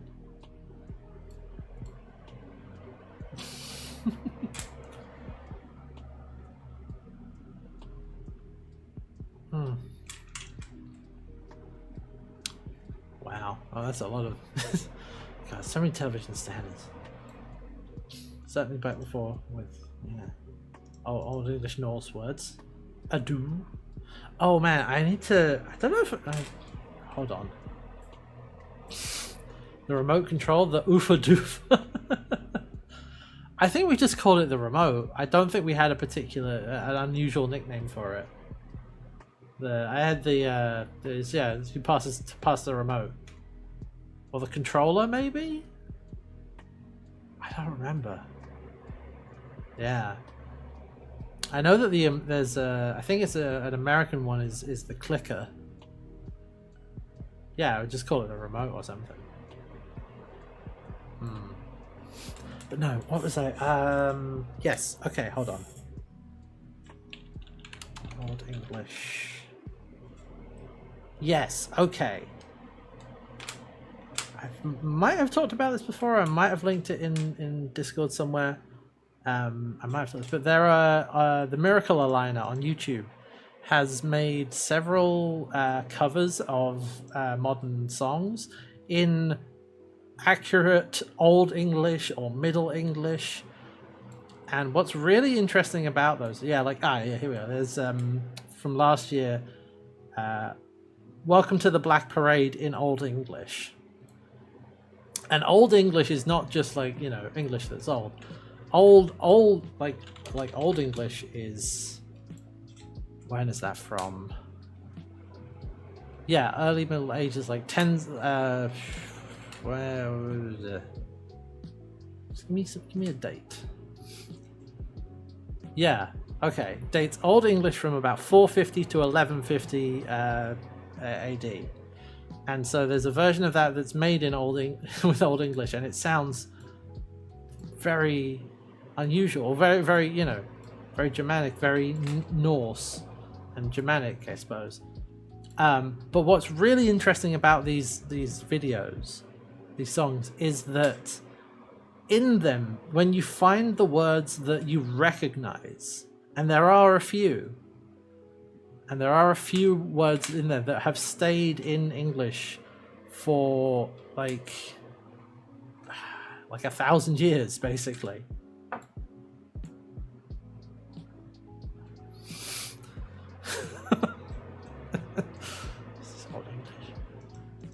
I'm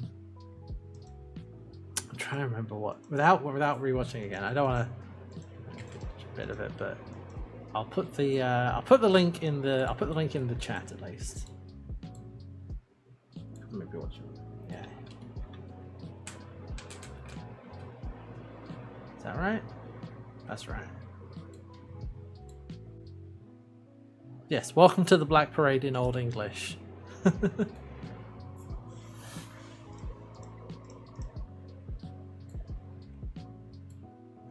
And there's a few other ones. There's quite a few other ones. They just recently put out one was Freebird covered in Middle English.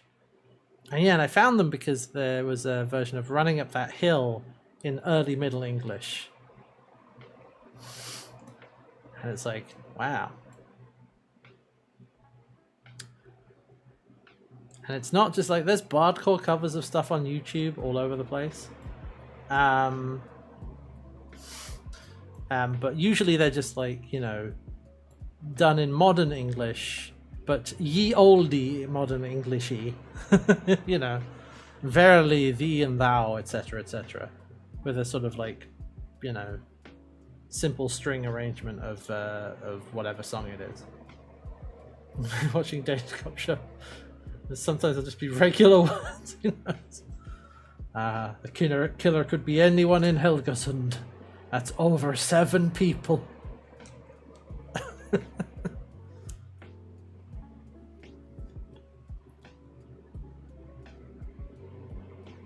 Actually, okay, we'll play a little bit of this. I think I should be fine. Should be fine. Or maybe listen to like a minute of this. Let me put it up on the screen. Yeah, here we go.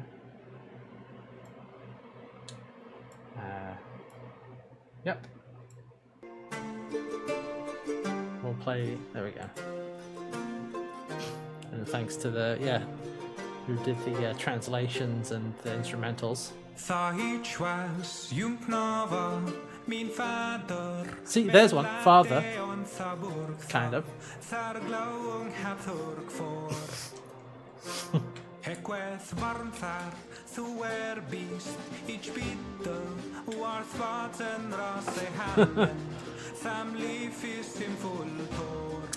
Yeah. It's old English.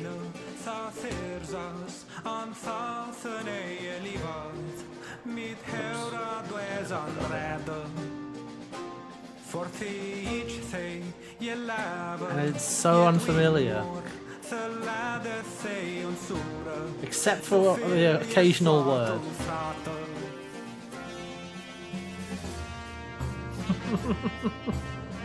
Like summer.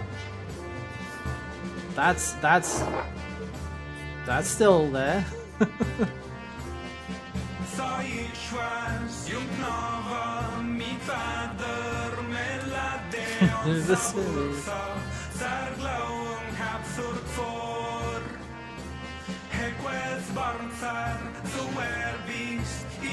And you can definitely recognize a lot of German in here if you know German.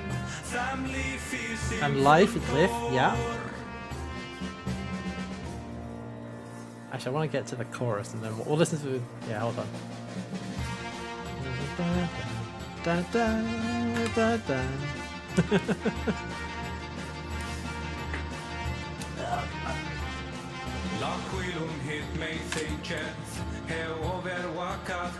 Overwatching. Watching over.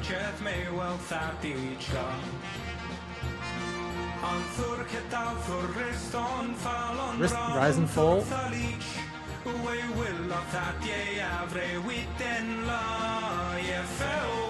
There we go. Okay, yeah, I want to get to the chorus.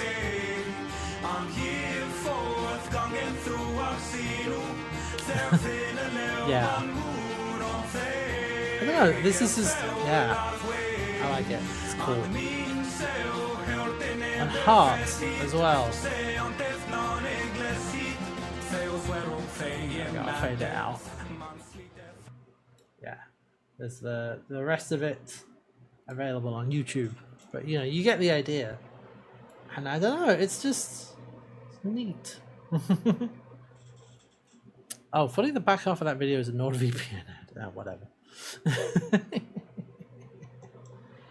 But yeah, there's several other ones on that channel in a similar vein.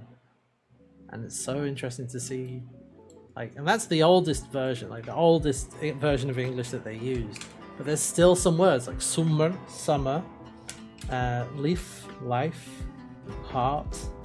But there's also definitely a lot of German in there that you might recognize. Oh, whoops. There we go. And there are a few like Latin covers as well. Yeah. Seeing what's stuck around. What's this? Old memes?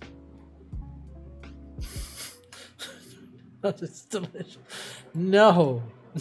Why is that from Wikipedia Commons? Dr. Nut. What the hell?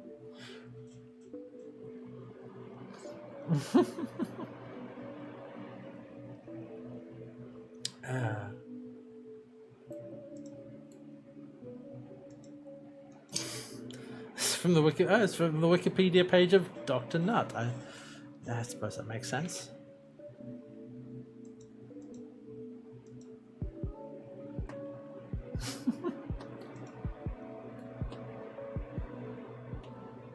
There we go. No. Oh yeah, I went back to the page of list of words of Old Norse origin in English. There's a lot. Bark from Borker. Ah, the original form of bark was bork. Blister, bloat, bloom, blunder. Brisket. Bylaw. Ah. Village law. Ah. By being a village. Cake. Oh, actually, I'm talking about language. Just as some of you may know, I've been doing the Japanese Duolingo for a little while, and it's very funny when they're like, "Here's a new word for you to learn," and it's just a Japanese like transliterated version of an English word. It's like keiki, cake. Like, oh, I see. Avocado. Yeah.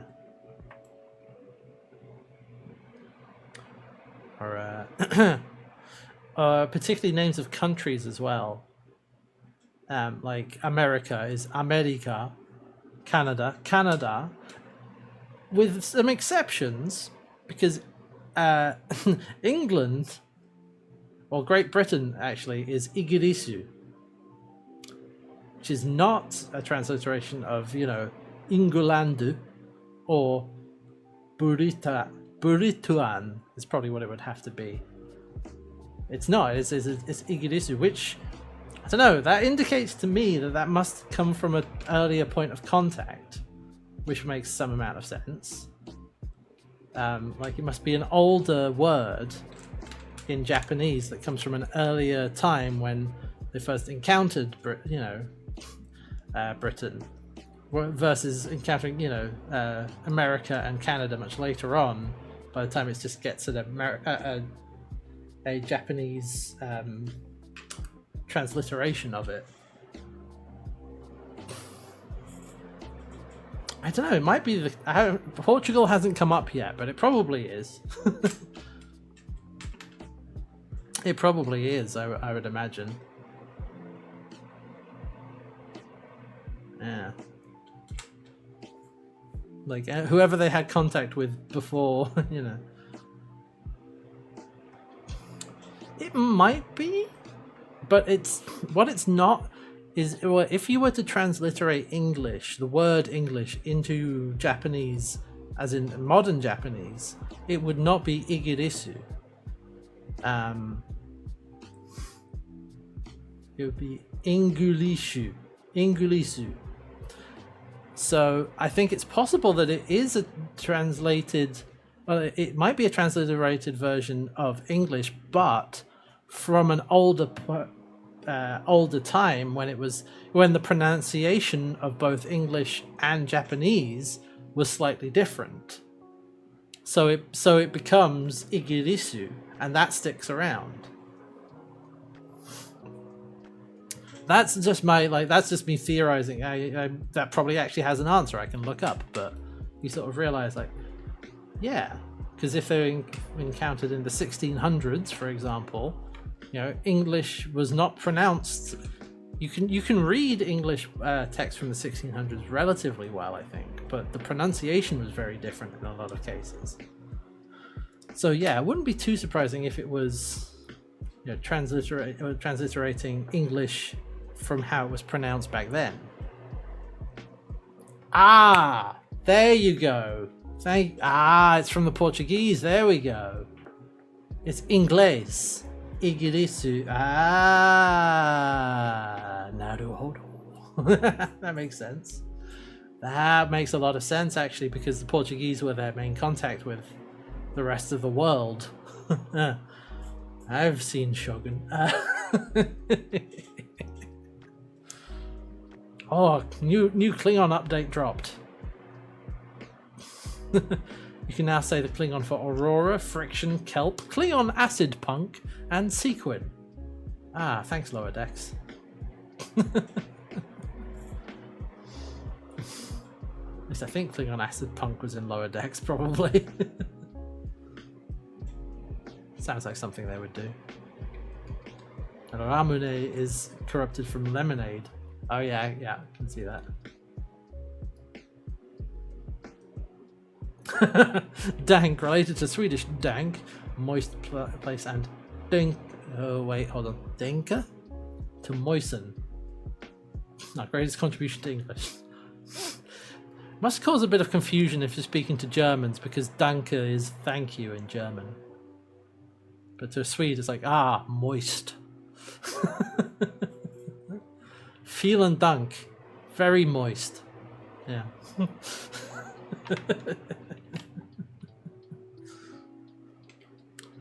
From the, yes.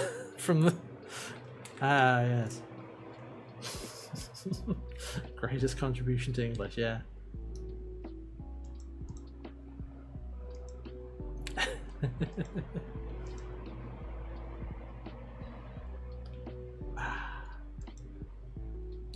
Dank still used, but fairly old-timey, yeah. Well, in English we would still describe something as, you know, dank and dark, you know, if it was dark and wet. So that's dank. Not just, you know, the good shit.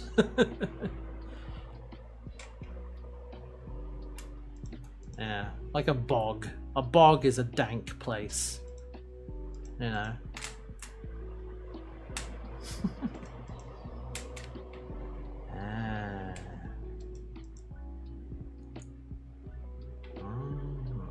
Man, there's a lot of these. Well, you know, it's 8 o'clock. This has been fun diversion into etymology for the last hour or so, or however long it's been. But this is what happens when you do a chatting stream. You never know where it's gonna go. Yeah, I think this was the right call today. Definitely feeling very EP as well, with the heat and the humidity and everything. So yeah, sitting and playing Blitzball for this long would have been horrible. So I will call it there and go get some dinner. What else? Right, so next week, okay, here's what I'm gonna do. I'm gonna Blitzball, I'm gonna just Blitzball off stream to get the reels and just do that, and that's fine. But then next week we have the final showdown with him. So yes, next week we get back on track and go and defeat Sin, and hopefully we might be able to wrap up Final Fantasy X. And yeah, I'm looking forward to it. So thanks for watching, everybody. I will be back on Monday, or are we doing anything on Sunday? I don't know. Wait, what's going on? What day is it? Where am I? I don't know if we've made any plans yet.